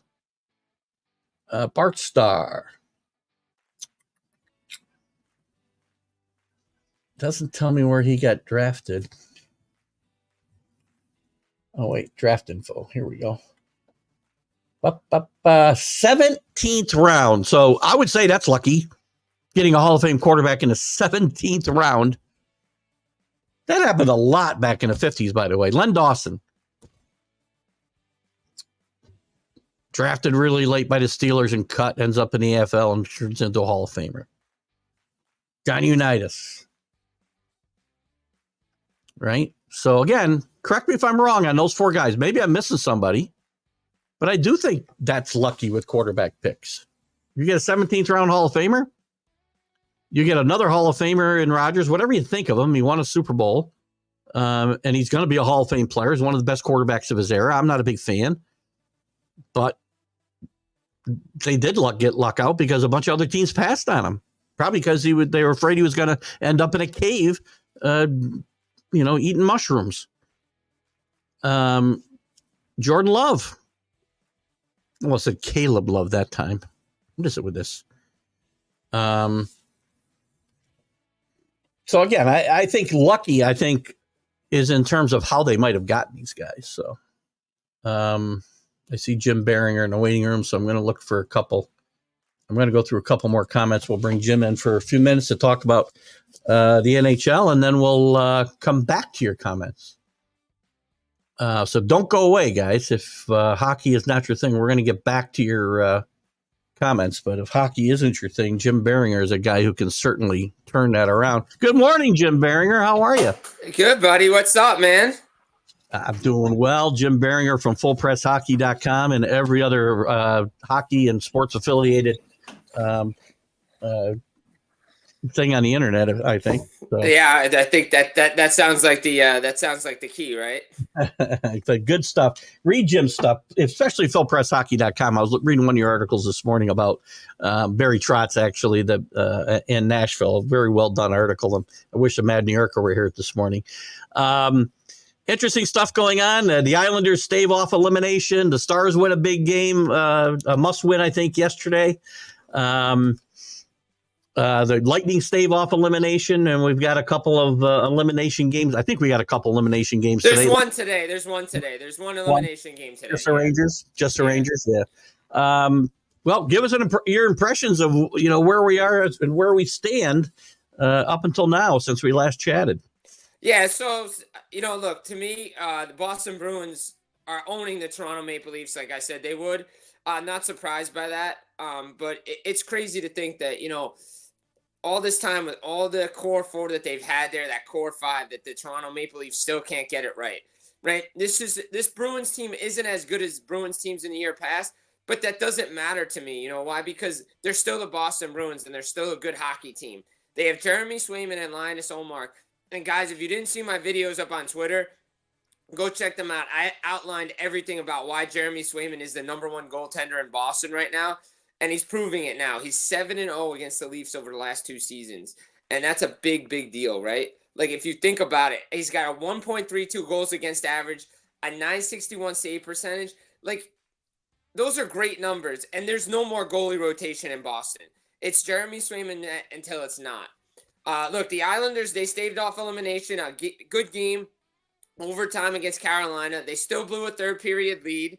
That they still have to work on that, and that was the reason why they're not. This series isn't even, right? They should have took one of the first 2 games in Carolina. Yeah. Maybe they should have won game 3. They didn't. But guess what? It's okay. So, but they're down 3-1. They go back to Carolina. I think that series is over in 5.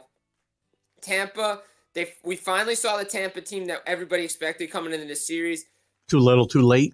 It might be a little bit too little, too late, but you know what? Give credit. You go to game 2, right? And we saw it in Freddie Anderson in game 3. He made series-changing saves, Freddie Anderson did for Carolina. Sergei Bobrovsky on Matt Dumba in game 2. Game's tied 2-2. Late in the second period. Okay, here we go. Stops them, backhand. That changes the game, changes the series. Florida wins in overtime. They're up 3-0, but now they're up 3-1. Huge win for Dallas and Vegas. They were up 2-0. Blow the lead, but Wyatt Johnson gets his second overtime. That's a big game for Dallas. You don't want to go down 3-0 to Vegas. That would be just another carbon copy of the Western Conference Final all over again. So the road team's winning games in that series. And look, overall, I think, and I just put one up on FullPressHockey.com this morning. We'll go to today's game. Connor Hellebuck for the Winnipeg Jets is a problem right now. He is not good. Outside of game 1 victory, this is not a good thing. Yeah, they won 7-6, but that hurt him, right? Go back to Markstrom and the Oilers a couple of years ago. He was never the same. He's 1-6 in his last 7 playoff starts. He's got a 3.47 goals against average and a sub 870 save percentage. That's not what the Vezina Trophy winning goaltender is supposed to be doing in the playoffs. Poor performances by Hellebuck and the Jets. I mean, look, this is why the regular season doesn't matter that much, these numbers, because Colorado's coming alive and Gorgiev's outplaying him. He's just outplaying him right now, and that's what it is, you know. Okay, so here are the numbers on Hellebuck: 1-6, 4.48 goals against average, 874 save percentage in his last 7 playoff starts. He's got to be better. You know, I know it's Rick Bonus's net. I know Rick Bonus said it's Hellebuck's net, but look, he better be on a short leash for game 4, because if the Winnipeg Jets go down 3-1 to Colorado, this series is over. Mm-hmm. Goaltending, I mean, you talked about it in this article that I only got a chance to scan this morning before I went live. But as a rule, Stanley Cup comes down to goaltending many times anyway, right? Yeah. And this year has been no different. Oh, 100%. I mean, like I said, Freddie Anderson's made great saves. Sergei Bobrovsky, Andrei Vasilevsky's made great saves. I mean, Swayman in the Toronto series has come up with the goods. Gorgiev bounced back in his series with Colorado. Logan Thompson is the reason why Vegas is up in this series, outside of the team being healthy. Dallas should have ran away with that game Saturday night and didn't, and it was because of Logan Thompson. So if you have a good goaltender, they can win you a series. Now, LA and Edmonton, I'm still not sold on Stuart Skinner or Cam Talbot, but hey, you know, look, Varlamov's playing well enough for the Islanders to be around. Igor Shesterkin is there, and Washington's just run out of gas. The Capitals have just ran out of gas to get in there. Everybody's like, oh, they shouldn't be here. They don't deserve to be here. Well, guess what? Detroit opened the door, and Detroit couldn't finish it. So Washington's here. Philadelphia couldn't finish the job either. So this is where we're at. What is there anything, other than what we've already talked about here, surprises that you've seen here in this first round and things that may carry over as we get deeper into these playoffs? I think I'm more surprised at the fact that Florida went up 3-0 on Tampa. I thought that would be a split series, headed back to game 5. Like, at least go 6 or 7. I didn't expect Florida to go up 3-0 like that. Once the series shifted back to Tampa, I thought Tampa would take a game, at least 2 games there. So I'm a little surprised by that. I am really surprised by how poorly Connor Hellebuck has played in the playoffs. Like, that to me is a big red flag. And look, give credit. I haven't mentioned this series, but give credit. Casey DeSmith bounce back effort by Vancouver. Look, they only won by 2 goals on 12 shots is not going to usually cut it. They blocked a ton of shots. They got outshot 32-12 in game 3 the other night against Nashville. Look, they can get to Casey DeSmith. Nashville can do some damage there. But again, it all comes down to, can they execute? Can they get the timely goals? Like, can they get to DeSmith? Because if Vancouver's going to block shots like that, that's going to be good for them. However, I still think Nashville has the better goaltender. But again, it doesn't matter because if you can score goals and you block shots and you play good defense and sacrifice the body, that's what matters in the playoffs. And, I go back to the Boston series. I was watching it last night, right? And I say to myself, okay, Boston's up 3-1. I think they'll be able to close this out. But I go to the Toronto side of things, and everybody's going to be talking about this, and the Toronto media is going to be talking about it. They should have broken up this team a long time ago. I would not be surprised. And again, you never say never because they just continues to run it back. But I got to wonder now. Mitch Marner, sometimes guys just can't play in a certain city. Regular season stats don't mean anything. You got to show up in the playoffs. And he may want out for his own sanity. They got to break this team up. It's time. And maybe Brendan Shanahan has to go too. I think the Toronto Maple Leafs are going to have to really take a hard look at their team and say, okay, why can't we get it done in the playoffs? But it all goes back to, I said it up on Canadian radio, and a lot of people didn't want to hear it. It all goes back to when Kyle Dubas signed John Tavares, $11 million player. You could have used that $11 million to get yourself a goaltender, a number 1 defenseman, and this team would have been set. But no, we have to stick with top-heavy team. This is the offseason that the Toronto Maple Leafs break up. Would they be set because, or would they just be the Maple Leafs anyway and find a way to lose these games? Yeah. And in Columbus is if he lived to be a million years old, he thinks he'll never see a Columbus Blue Jackets make the playoffs. Well, I don't know, Ed, were you around in 2019 when they made a nice run? They lost to Boston, but they played really well. Like, they beat Tampa. They swept Tampa out of the playoffs. They had a good series with Boston. They went all in and they broke up the team. But they decided to go all in. I think we're looking for championships here in Columbus. Yeah, I just don't see it. I just don't see it happening right now. Probably. What else did I have for you? I wanted to chat about. Catch us up there. Give us some stuff we may not be thinking about. I don't know if it's lack of overtime. It feels like there's less overtime games. There's been like 4. We had a double overtime game. I can't remember which series it was. Yesterday's Carolina and Islanders went double overtime. Yeah, and the Stars with the big win goes overtime yesterday, which that's always exciting. That adds to a level of excitement for me when we get into these marathon games. But anything, do you feel like, and maybe I'm wrong, that there's not less overtime games, but I think teams are figuring out how to close games out now in the third period. Yeah. But that being said, that's why we love the playoffs. It's the overtime, one shot can either win a series, extend a series, and a team's going home. Like yesterday, Carolina, one shot would have ended the Islanders series. Instead, we go back to Carolina, right? So you never know. Like today, Rangers and Capitals. I think the Rangers sweep, but you never know. Washington could come out and say, hey, we're not going home yet. So to me, I think, you look at it and you say to yourself, teams are figuring out ways to close games out. It's the goaltending. But, we all love the playoff overtime, but some of us on the East Coast like the games to go, keep it a little shorter sometimes. There's nothing worse in the past when I've been watching the Rangers in the playoffs and they got a 1-goal lead and it's getting to be like 11 o'clock at night and they tie it up and I'm like, oh, geez. Well, the best was during COVID, during the bubble. Like, I know everybody knocks the bubble and everything and the tournament. Dude, one of the best games I ever watched was I was able to watch it at 1 o'clock in the afternoon and it ended at 6. It was that 5 overtime game between the Lightning and Columbus. That was great. Like, I was able to stay up for 5 overtimes again. Like, that was great. Yeah, games got to start at 3 o'clock in the afternoon for me to get through 5 overtimes. That's for sure. Exactly. But no, look, teams are figuring out ways to close out games. Offenses are, the way they are. And, no lead is safe. Like, let's put it that way. No lead is safe anymore in today's NHL.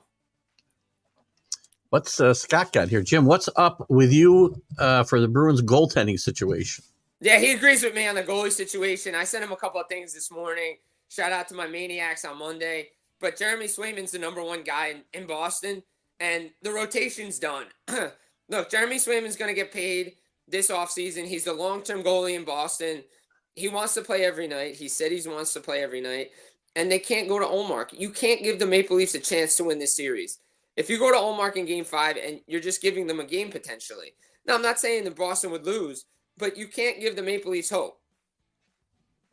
End the series. The guy's in their head. He can't. Yeah, you never let a team get up off the mat. Why? You put your foot on the throat and go. The Maple Leafs are done. Just put them out of their misery and end the series. Who's behind still that could come back? The Stars. You see the Stars coming back and winning this. I think the Islanders. I think Carolina. It's PNC's a house of horrors for the Islanders. I don't see them forcing this back to UBS, but I could be wrong. I think Tampa can get one more game out of this, maybe one or two more games. They have the potential to do it. The Stars, I could see them making this a longer series than it should be. And you never know with again, it's 2-1 here, 2-1 there. I don't see Toronto extending this series. I really don't. But again, Boston's history of closing out series have not been great. They were up 3-1 a couple of years ago on Toronto and that let them come back. So you never know. There's Scott's comment. If they win Game 5, there'll be a Game 7. Yeah, there'll probably be a Game 6. I agree with that 100%. So, but Game 5s are always pivotal in these 7 games. Right, exactly. Yep. So, what else? What else you got for us this morning, Mr. Biringer? Well, last week we talked about, last week, if you saw the news out of Buffalo, Lindy Ruff back in Buffalo, I don't think a lot of people are happy about it. I understand, Kevin Adams wants to bring in an NHL coach and everything, but he was there from 1997 to 2013, and they had 6 coaches after. If he's only there for 2 years, you're telling me you want 15 years without the playoffs? They have to readjust their roster, get a number one goaltender. They have to start playing the right way, and you have to bring in the right assistant or associate coaches to help you on your staff. And Lindy Ruff shows to me that, look, he's a good coach, but his day is numbered in the National Hockey League. I don't think he's that guy anymore. Good luck to him there. I'm going to be interested to see what New Jersey does coaching wise. Same with Ottawa. Again, I was really, really now. Look, I know Rangers fans do not like David Quinn, but the fact of the matter is, if a week after the season's over, a little over a week after the season's over, and then you fire David Quinn, San Jose Sharks roster was not able to compete with teams this year. They were tanking, and everybody knew it. So to fire a coach, that roster is not good enough to win NHL games right now. So who are you going to bring in that wants that job? Yeah. Knowing how bad this team's going to be for a couple of years. Like that, it's just all right, whatever, fine. But I'm going to be interested to see what the Devils do. Do they go Craig Berube? What does Ottawa do? There's so many rumblings coming out of Pittsburgh that Mike Sullivan could be gone. But he seems to be in the process with Kyle Dubas getting the roster put together for next year that I just don't see him leaving. Not yet. I think once Crosby's done, I think that's when Sullivan's done. I don't see Cooper leaving the Lightning either. So it's just going to be interesting, this coaching carousel. Always is. And it's, coaching is important in every sport. I don't know. It just feels like in the NHL, I see guys get regurgitated over and over and over. Maybe more than any league. Right. I agree. One thing I wanted to ask you about was and I wanted to ask you last week, and now I'm forgetting who got the job with the Team USA. John Hines is the coach of Team USA. Yeah, John Hines is coach of Team USA at the World. So that's a good coach. Look, again, it's a World Championships. We'll see what happens. But this is a big year for the World Championships for guys that want to play Four Nations Cup and at the Olympics. Mm-hmm. If you get the invitation to go, you go. You do not say no. This is going to play a lot into who plays next year.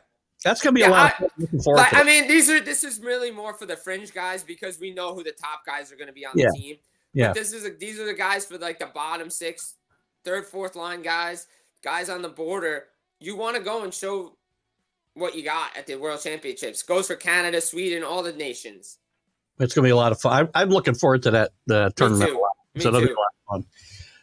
All right, Jim, we're going to let you go. Thanks for coming in and updating us, and we'll have you in. As I said, I'll send you that link every Saturday, and you pop in when you can. And, we only got 3 months of this playoff to go. So I can't wait, man. I want to take some time after I got done this morning, a little R&R this weekend watching games, but I just wanted to just pop in and update everybody. We appreciate you popping in anytime. Thank you, Jim. Have a great Sunday.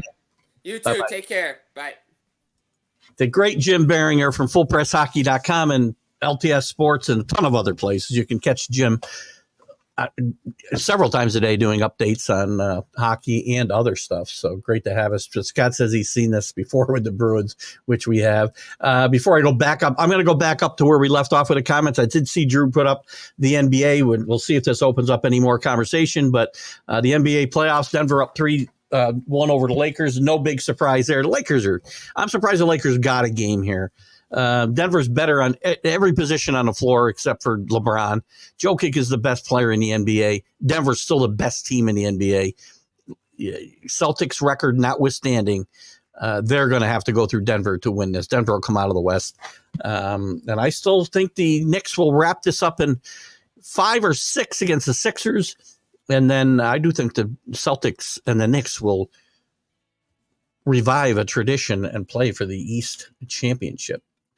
So let me get back up here. Where did I leave off here? We'll talk more NBA if we get a chance here for sure. Can't remember where I left off. Baker, Packers not lucky. Falcons. There we go. I think it was Drew's comment here. Falcons. Listen, by the way, anybody who thinks that Kirk Cousins wasn't caught off guard here should check out Kirk Cousins. And we may go long, guys. I'm not sure. We'll see how your comments are going. We still got a good crowd in the room. Going along means I can't share it tonight at midnight, but we can re-air an interview or something on the midnight show. I was dumbfounded. I'm still dumbfounded by the Falcons' decision here and their whole reasoning behind taking Michael Penix. We won't be in this position for the next 4 or 5 years. I get that.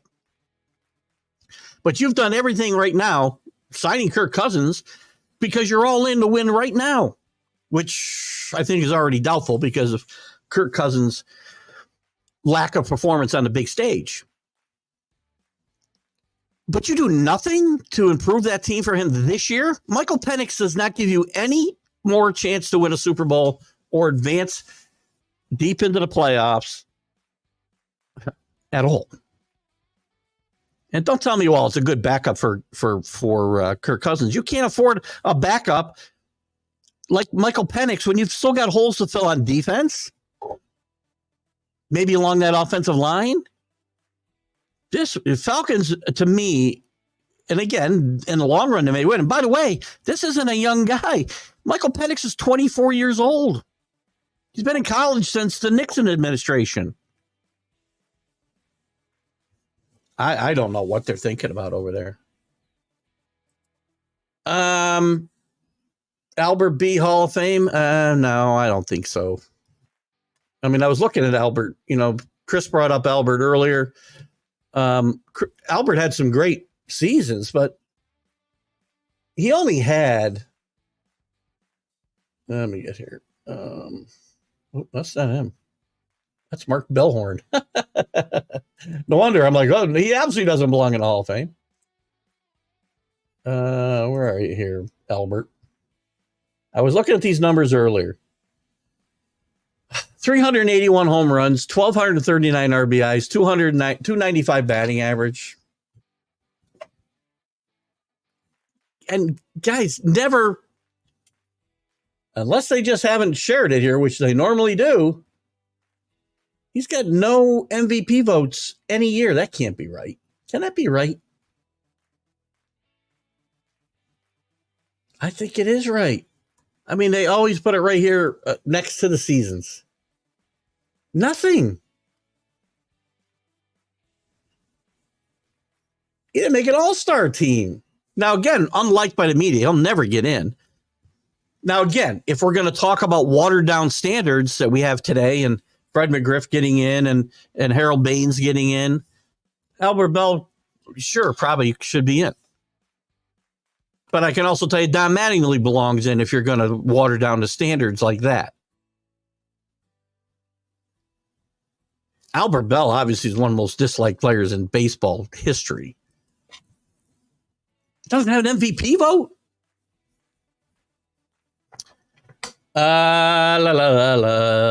Yes, I can comment on the 92% because I got lucky with my draft and I am in the 8%. You are in the 8%.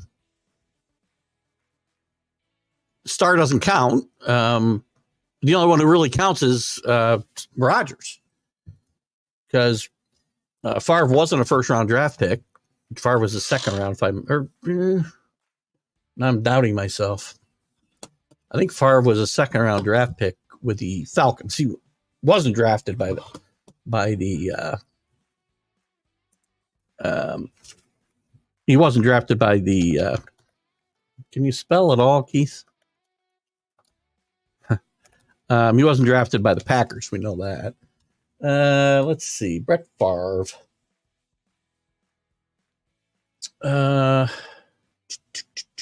Where is he? Here we go. Brett Favre was drafted in the second round. So you've got Rodgers, the only guy, because Star doesn't count in this. The numbers I gave you started since 1967, and Star wasn't even a first-round draft pick. So I think the team's been lucky. And you can comment on the 92%, obviously. You are in the small minority of first-round draft picks that have won a Super Bowl. With one. You got one of the 11. I think of this the other day. Who are the 11? Who are the 11? We know it's Rodgers. We know it's Manning. Boy, it's not easy to do.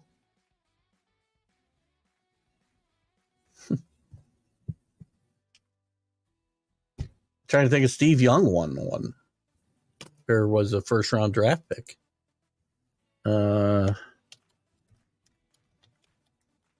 Staubach wasn't. This is not easy to do. We go back to 67. Can't go back there. Not going to let me go back that far. There we go. Green Bay. I'm going to guess that Namath counted as one of them.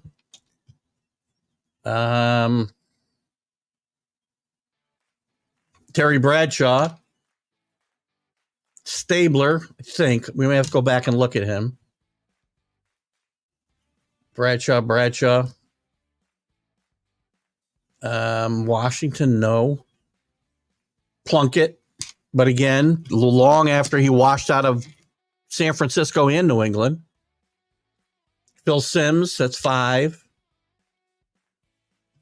McMahon, I'm not sure about. We'll call McMahon 1, 6. Doug Williams, 7, but with a different team.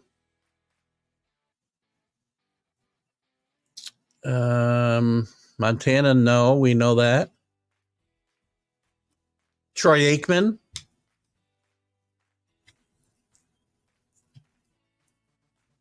Not Favre. Elway. That's 8. No. I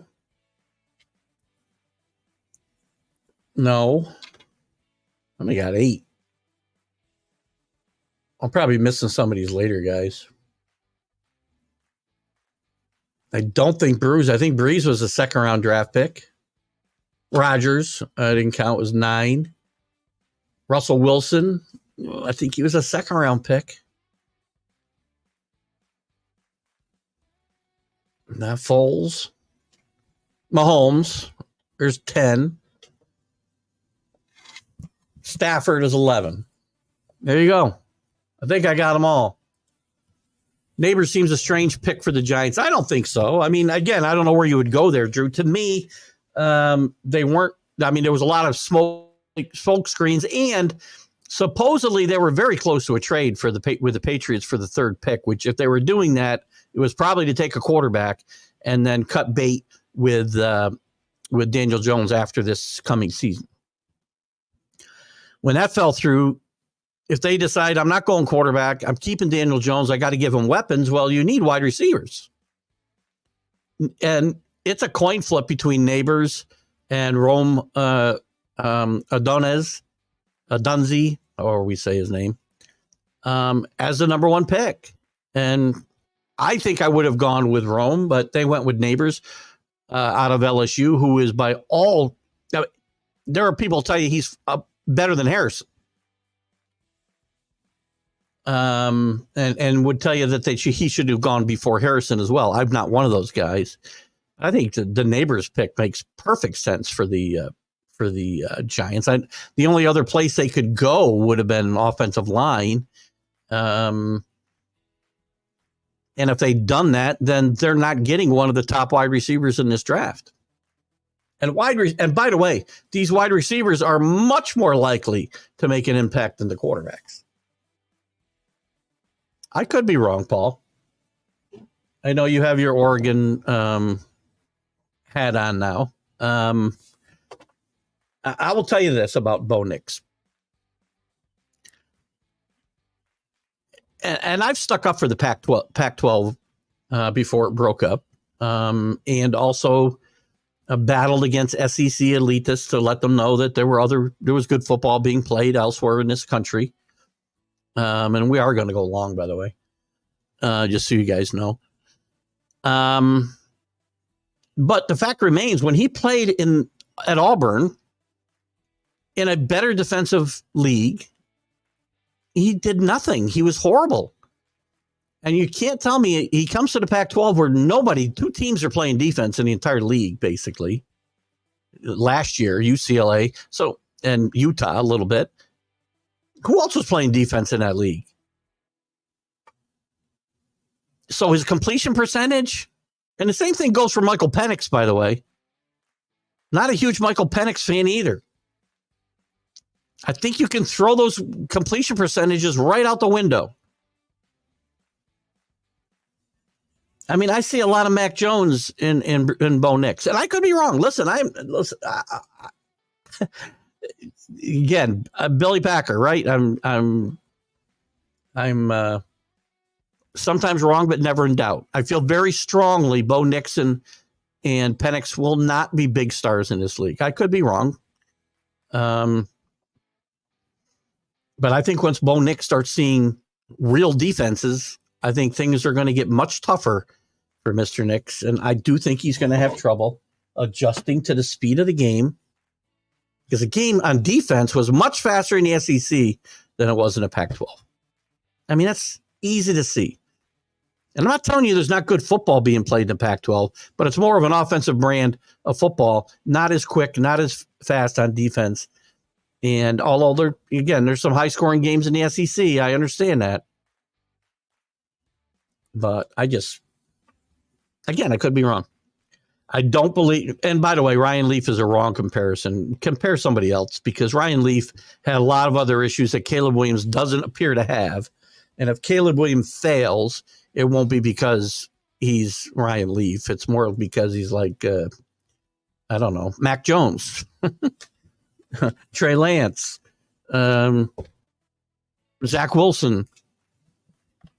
I do not think he'll be a bust on the level of Ryan Leaf. Plus, Ryan Leaf is not a great comparison because of all the other issues Ryan Leaf had going on.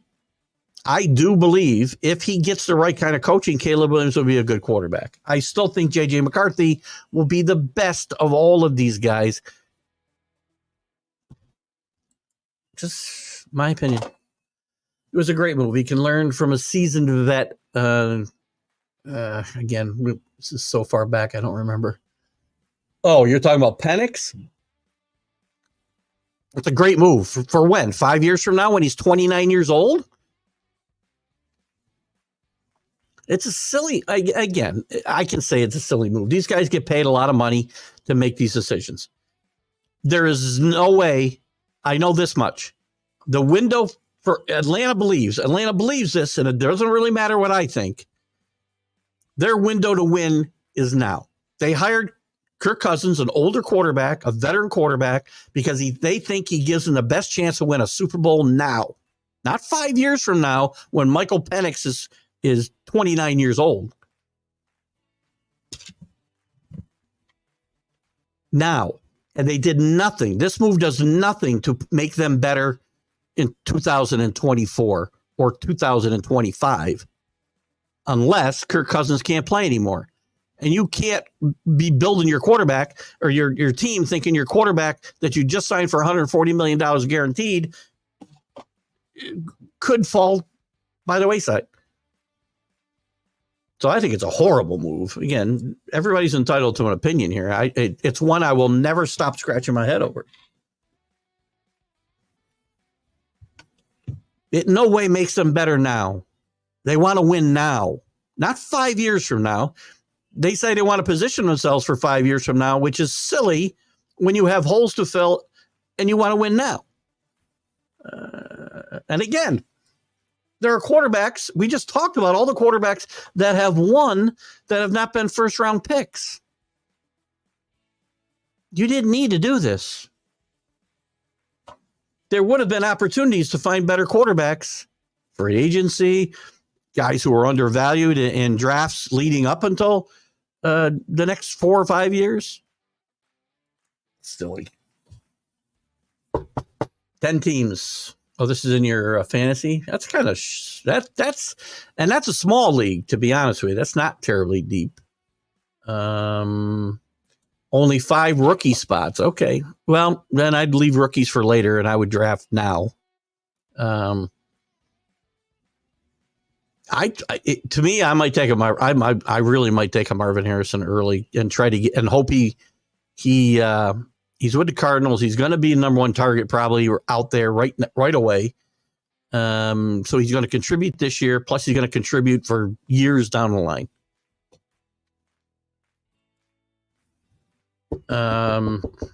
Dynasty 10. LG treats 5 reserve rookie spots, 14 reserve spots, 1 super flex. Is it points per reception? If it's not, then my wide receiver comments will change a little bit, and I might go quarterback there, depending on who's left. Augustin equals Oregon, smart person. 30s in April, Green Bay. A little colder. Well, we've had some 30s the last couple of weeks too, but that's not the norm. Chris is back today for some World Series birthdays for the Reds. Barry Larkin, Luis Quinones, Tom Browning. Mark Bellhorn's record in a single season. Cubs 27.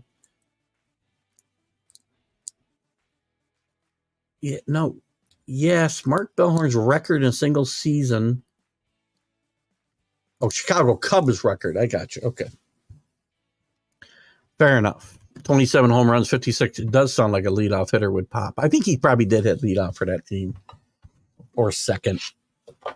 But happy birthday to all those Reds. It's funny. I think I just got through reading Lou Pinella's biography, which is really, really good. If you like baseball books, this one's a good one. And he talks a lot, obviously, about that Reds championship team that he had all those guys on. Corum, he loves Man Crush. Where'd Corum end up? Anybody? Where did Corum end up? Come on. Let me just start using whatever I got in front of me. Blake Corum. I think he's a good player too, but there's some doubt whether he can play on third down in the league.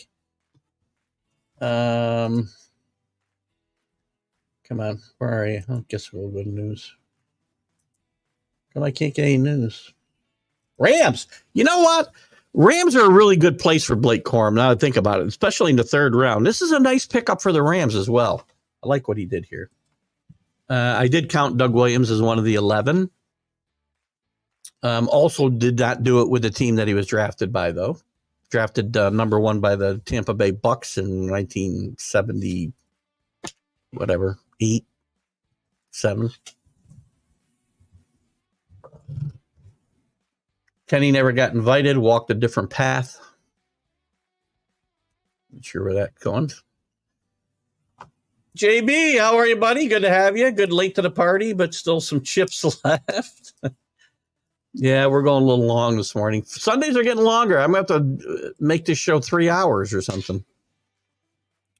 The original Longest Yard is the best football, perhaps. Not the best sports movie, but it's the best football movie.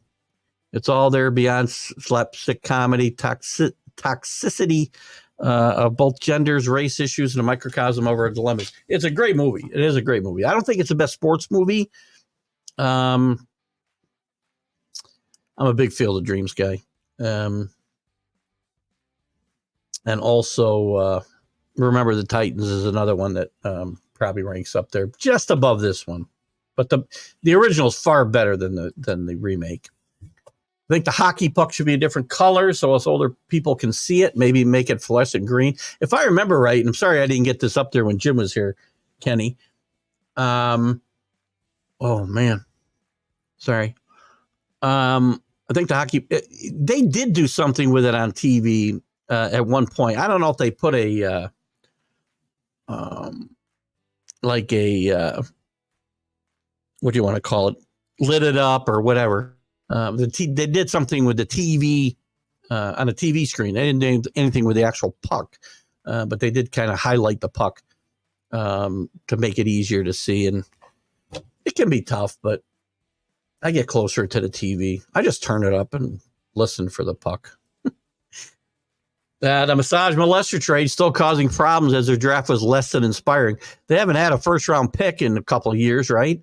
And it is done, correct? They're done now with immediate repercussions, and the result will be lacking for a number of years. Well, said at the time, for a lot of reasons, it was a mistake. It sent the wrong message as far as what the league should be doing with guys. Malcontrate. I won't say the word the way I want to say it, so I won't say it. Less than desirable. Sorry. You can say whatever you want. You can stick up for him and say that, 60 some women lied or whatever. Do whatever you want. You can say whatever you want. I will say forever that this guy shouldn't be in the NFL. The Texans should not have rewarded him in his bad behavior with the richest contract in the NFL history, and also hurt their franchise for years into the future. But I will end it with, don't ever let the air out of footballs. Ever. God, kill me. Talking Pats. What do you got, JB? Back in 1991, too, through a mutual friend, I met Coach McPherson and got a tour of his office. Yeah, it was thin years. Coach Mack was he was a really good college football coach at Syracuse. Probably a bad fit for the NFL. He did the best he could. The team was just had no talent or very little talent. I think the best they did was maybe they were 4-12 one year under Coach Mack, but he was a good guy, first class football guy, probably overmatched in the NFL, but a nice man. And,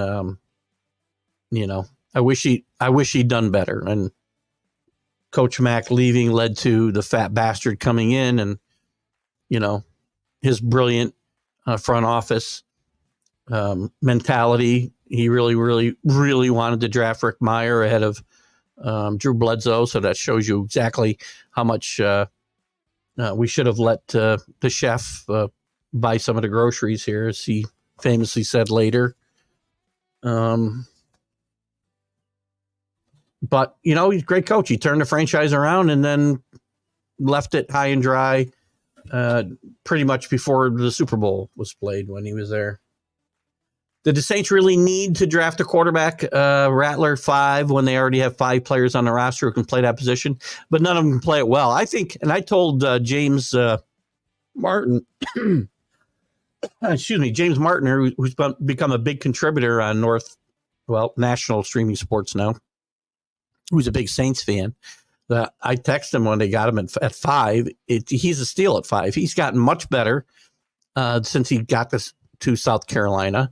He seems to have matured. He played on a very bad football team last year, but still didn't complain, took a lot of big hits, has improved his skill set over his time since he was at Oklahoma in his early time with South Carolina. I think this is a good pick for the Saints. I don't care about the other 5 guys. The only guy that matters is Carr, and Carr's not a winner. I've got someplace I can go. This is a little different. It's a little different than the Penix situation. Carr does have a big contract, but I wouldn't doubt they want to get out from under it. And he's not taking the Saints anywhere. He didn't take the Raiders anywhere, and they had more talent than the Saints team. And I think this is a good pick. I think that's a under the radar pick at number 5. Now, if they taken him in the 2nd or 3rd round, I would have said that's a reach. You've got other things to address. The other 5 quarterbacks on the team, though, are to me irrelevant because none of them are going to play. Or the other 4. Carr's the only guy that matters. The other guys that can move on for him. Now, Patriots taking Milton in the 6th round is a head scratcher for me. When I still need offensive line help, they did take 2 really good offensive linemen, but I do scratch my head at the Milton pick at 6 when I've already taken Drake May with my first pick. Now, and he, by the way, it isn't like he can come in there and run a different style offense and throw a change up at teams because Drake May runs the ball as well or maybe even better than Joe Milton in my mind. So I'm not really sure what they're thinking about here. You got to have a veteran for a backup. You've got Brissett. This probably spells the end of Bailey Zappe's time with the Patriots, most likely. Unless Milton doesn't make the team. He's a 6th-round pick. He could easily get cut, and they keep Bailey. Now we got to get past some of these comments, and we'll pick it up here. What do I make? Yeah, I was just talking about it's a very interesting pick, Scott, and I'm not sure I quite grasp what the Patriots are trying to do here with Milton, but I'll give them the benefit of the doubt. This is certainly a new regime. I mean, I guess you could look at it as an insurance in case they flame out with Drake May. But if they're worried about flaming out with Drake May, why are you taking him in the first place? Again, to my point, 8% of the quarterbacks taken in the first round since 1967 have won a Super Bowl. Saying. Celtics got right. Listen, I think it's going to be a great series when the Knicks get to the Celtics. I know you got to get there. Both teams got to get there. But I think the Nuggets are the best team in basketball by far. By far. Just saying. Thank you, Sonia. Sonia's sharing the show. Check out Sonia's football from a lady's perspective over on National Streaming Sports. She does some great stuff. Pretty much, I don't know. I think she's on nightly, if I'm not mistaken. And we guest on her show from time to time. Sonia says Penix going to sit. Yeah, of course he's going to sit. Cousins was shocked. Yep. Falcons called him while on the clock. Tacky. I agree. I for the life of me, cannot understand what they're doing here.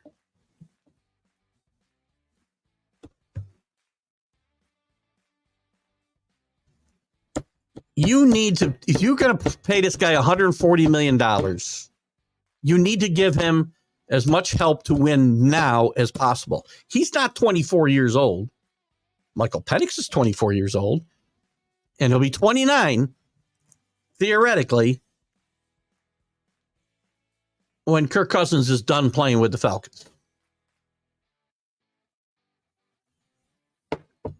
It's just a head scratcher. Cousins' money is mostly up front, so it's interesting to see in 2 years what they do. Yeah, okay, I get that, Scott, but what about these 2 years? The window to win for them, they think, is now. You've got talent. You've got talented skill position players. Running backs don't last forever. Take advantage of Bijan Robinson and his talents now. Wide receivers, the tight end, Diggs, London at wide receiver, and whatever else they've got going on out there. They needed help on defense, some help on the offensive line. This won't help them these next 2 years. Yes, they can get out from under Cousins' contract probably fairly cheaply in 2 years. But why do you address that position now when you think you can win now? Makes zero sense, man. I don't get it. Maybe I'm dense. Cousins got to be a postseason W with weapons Atlanta has in place. Well, he had weapons in Minnesota, too. By the way, and I'm not a big Michael Penix fan. And I like Kirk Cousins as a person after watching him. I told you on QB, I think it was QB, a little mini series they did on Netflix a couple years ago that followed him and Mahomes and Marcus Mariota through the season 2 years ago. And I really came to appreciate Cousins as a person and a teammate. It doesn't change my opinion that he doesn't win in the postseason, and he had lots of weapons in Minnesota to work with as well. So I'm not confident. So again, but they think that he is. They think he's the answer. So you can't do both things. You're sending mixed messages to everybody in the organization, whether you think Cousins is the guy when you draft Michael Penix. And please, you can't tell me they're drafting him for 5 years down the road when he's going to be 29 years old. Falcons are the Falcons, Danny says, like the Flippers are the Flippers in basketball. Some teams won't ever hang a banner. That's a pretty good comparison. Has the university taken any precautions to help these young kids to handle all the money? No, of course they haven't. I don't know. We talked about this Friday in the interview with Tim Worley. You know, when he got money as a pro, he wasn't equipped then, and a lot less money than we're talking about now. He wasn't equipped to be able to handle having all that money at 21, 22 years old. Now you're giving it to 17, 18 years old. You better be doing something, to Kenny's point, to help them understand what they have in front of them and the pitfalls that await if you don't take the right path. Kenny's got a great point here. Out of the blue, but that's fine. Dave was Falcons. Not sure what that one is. Coogan Act. Kenny's throwing some curveballs at me now.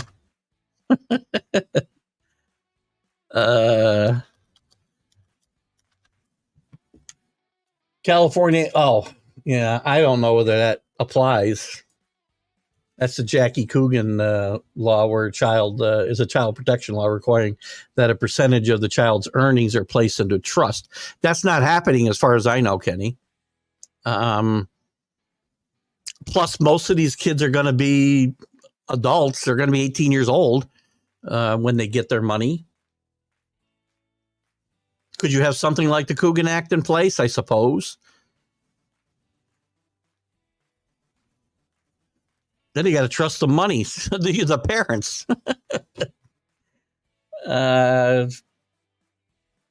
Good. That's a great call, though, Kenny. Maybe they need to do something like that, because guess what? There's going to be a lot of horror stories on the college football, college basketball scene in the next 5 years.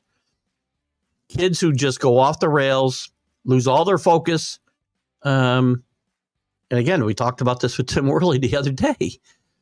Lost his focus because he had all this money and fame and a new bunch of friends to hang around with that weren't really leading him down the right path. It's going to happen to a lot of kids in college now. Not when you get to the pros. Bad enough when you get to the pros when you're 21 or 22 years old. Now it's going to happen to you when you're 18 years old. Steve Young did come from the USFL, Scott, but I didn't count him in my number one picks, but I think he was the number one pick in the NFL. Or no, I wait a minute. Maybe he was not. Let me double check. I didn't count him in my list. Let's see. Steve Young. Blah, blah, blah, blah, blah, blah. College, BYU. First overall by the Tampa Bay Bucks. So he did go to the USL first, by the way. But he is one of the 11. I must have counted him. I got to 11, or I counted somebody that I shouldn't have. Actually, no, I counted Namath, and Namath would have been before 1967. So Young replaces Namath. There you go. Be careful how long you go over, or Jane will finish the job on the other side of your face. It's funny, we were joking about this morning, and she says they're going to think that you backtalked me and I punched you. And I said, no, I explained to them that, you're a lawyer and you've got far more ways to hurt me than punching me in the face. Basic. I'm guessing we're back to your fantasy football and no points per reception. If that's the case, no points per reception, touchdowns. You might have to take one of the top quarterbacks. It depends on who's there. I mean, in basic fantasy football rules, running backs become more valuable, right? But I can't tell you to take a running back in a dynasty league.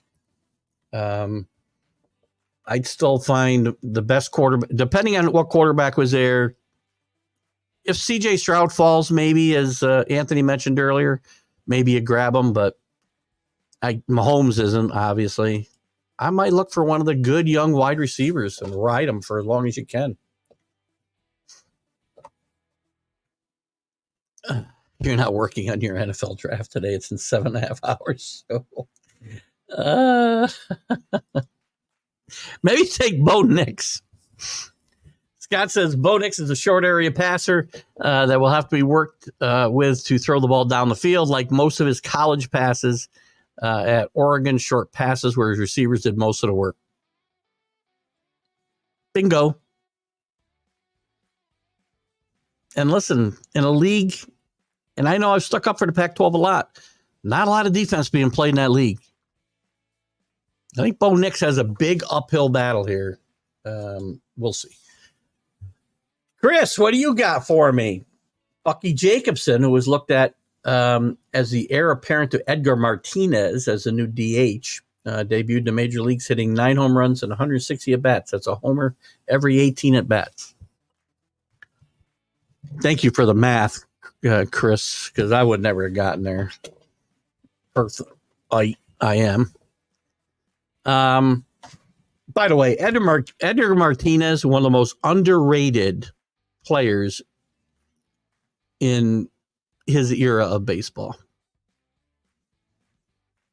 One of my worst moments as a Yankee fan was 1995, Game 5. Junior on first base, Jack McDowell on the mound, and Edgar Martinez hits a bullet down the left field line. Junior scores all the way from first. Edgar Martinez was a tremendous hitter. And the only reason he was a DH his whole career was injuries were sapping him. He was getting hurt playing defense. He was a third baseman when he came up. And Lou Piniella made him a full-time DH. Another tie back to the recent Lou Piniella autobiography that I read. Guys, we got to get out of here. Why do you think all the Falcons are and will be losing? Let's see. Why do you think all the Falcons are and will be a losing organization? Exhibit A, the drafting of one Michael Penix. Oh, I agree. If you're saying that's one of the reasons they are or will be, I agree 100%, Scott.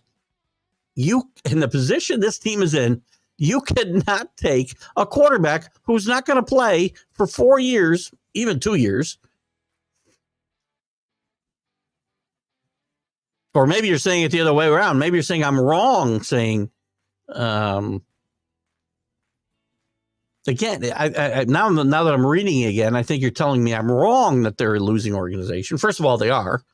They have been and will be because of this. This is the kind of thing you don't do.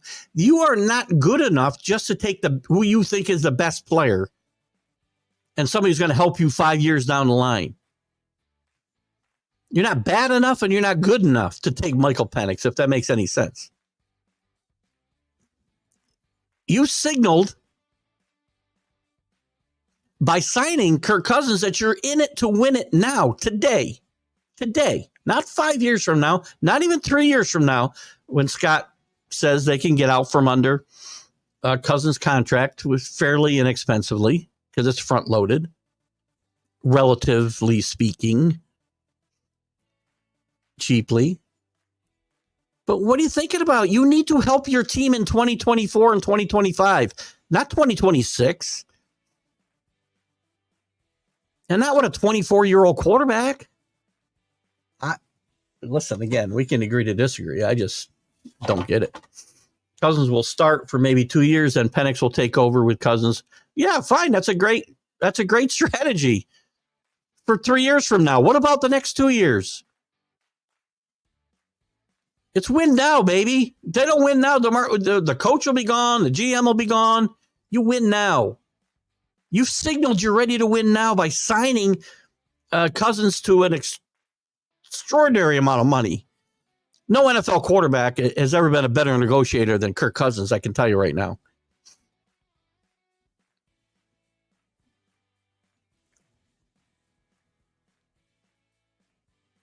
Crazy.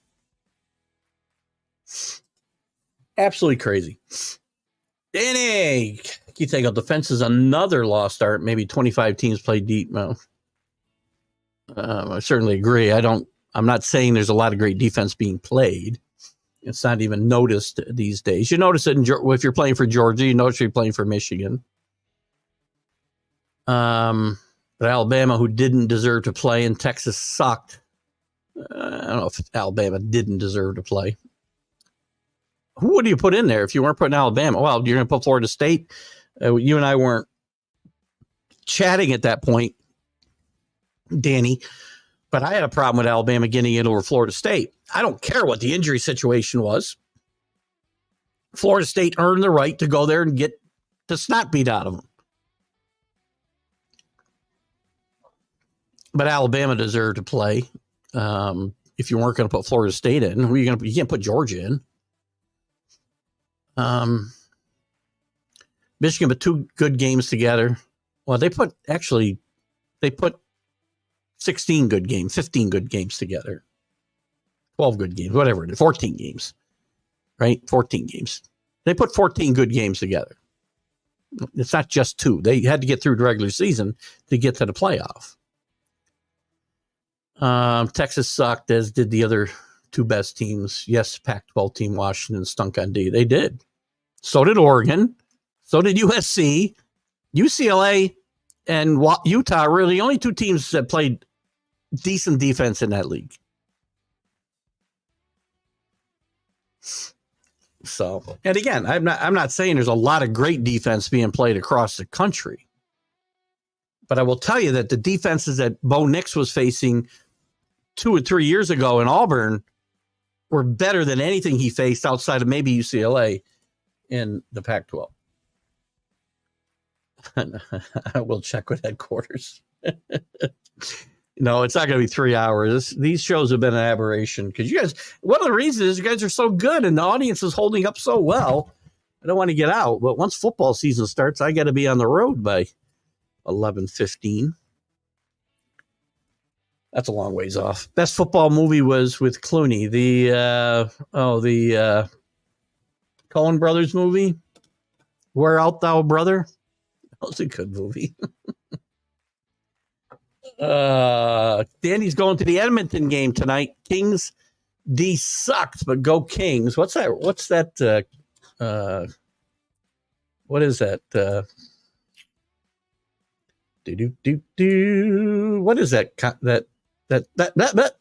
what is that series, Danny? I'm gonna look right now. Vancouver, Edmonton, 2-1. That'll be fun. Good luck. Have fun with that game. Good luck to your Kings. I'm okay if Edmonton wins, but gotta run, Paul. See you later. I gotta run soon too. Oh, I'm glad you're having fun. It's since you guys are adding so much to the conversation. It's just we go long. Just because I have to add 17-time Lakers win one. Just because I have to add 17-time Lakers win one. I'm not sure.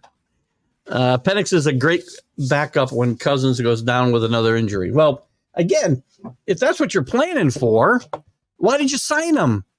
So again, I get what you're saying. I get most of the arguments I get. But most of the arguments would point to, why did you sign him in the first place? So maybe drafting Michael Penix wasn't the real issue. The real issue was, why am I signing Kirk Cousins? However you look at it, the Falcons, this is not smart. Many years ago,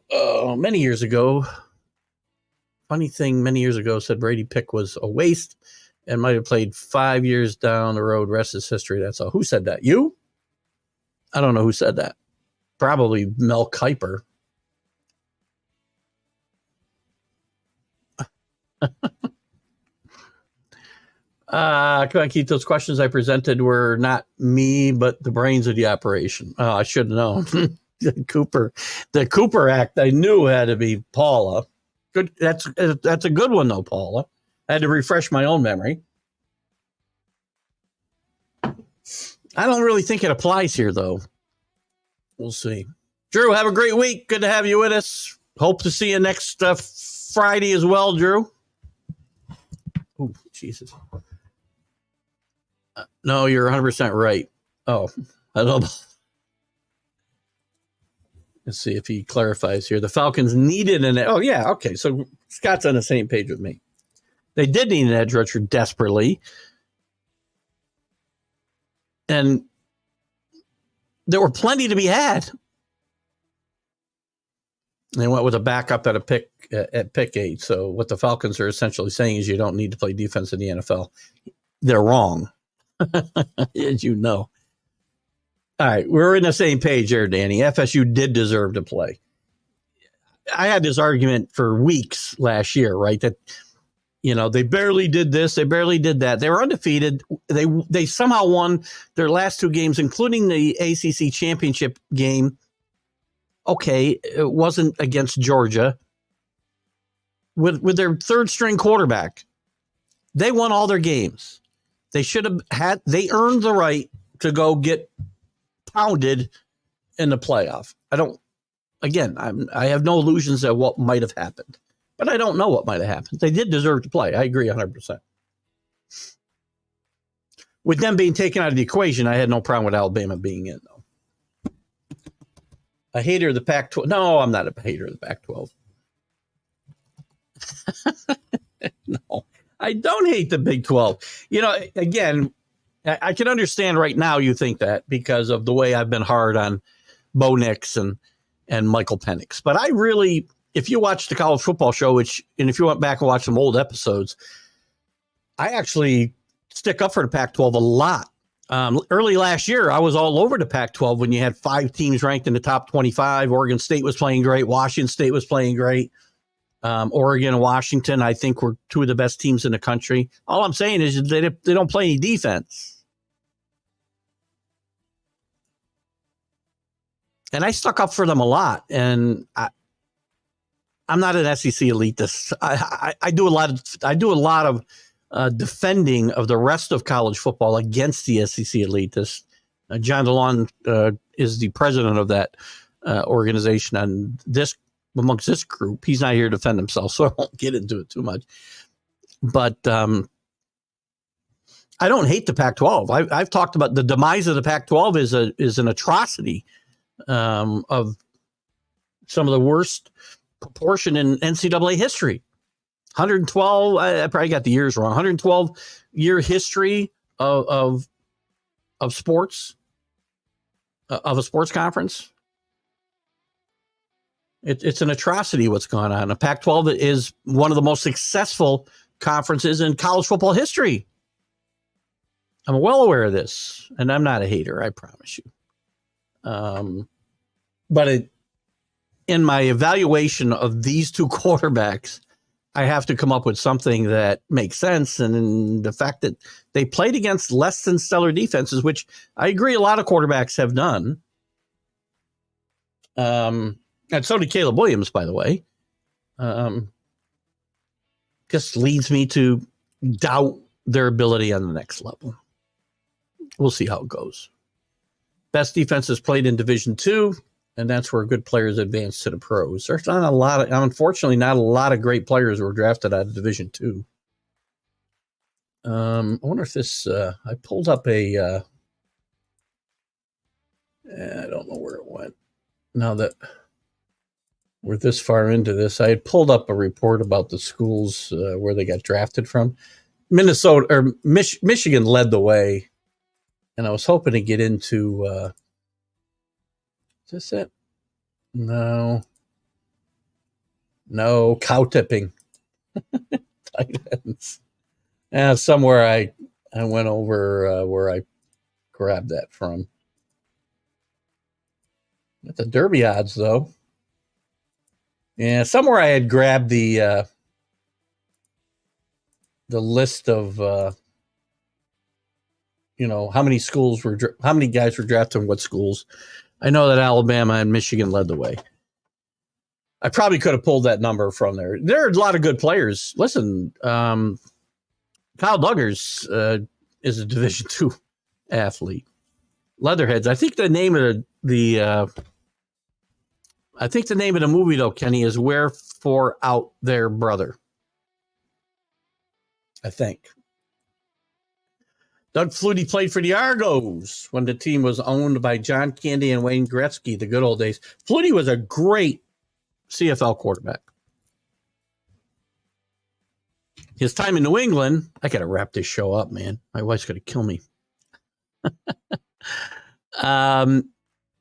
His time in the NFL, he played well his second time around. His first time around, it was a disaster. It caused so many issues in New England when he came there. And Tony Eason was still trying to reclaim his job, and the fans were all against him. I was the only guy who was a Tony Eason fan. I wore his jersey, and I would get stuff thrown at me going into the stadium. I get it. The owner had Penix on his fantasy football roster. Great shows always. Worth getting up at 5:15 a.m. We have to start the show at 5:15 a.m. Eastern time pretty soon, 5:15 Eastern pretty soon, Danny. Thanks for coming in. Bo Nix is an SEC product. Bo Nix. All right, guys, we're going to wrap it up. You guys have been tremendous today. Tremendous. Great show. Thanks to Jim Biringer for coming in, update us on the NHL. Thanks to you guys for all your comments. Tremendous. You guys drive this show. I have so much fun. Chris, Danny, Paul, Drew, Kenny, Anthony, JB. I'm forgetting people. I'm sorry. Thanks for driving this show. We'll see you on. We'll see you when. We'll see you Wednesday with the College Football Huddle. We'll start considering a little hiatus soon for that show. We'll see how that goes, and maybe we'll do something different in that time slot. I don't know, or maybe we'll just take a little break. And Friday, 9 a.m., I'll have Buddy Biancalana, former World Series hero with the 1985 Kansas City Royals, one-on-one with Keith Engle. We'll have some fun, and we'll be right back here next Sunday. Have a great weekend, guys. See you later. Bye-bye.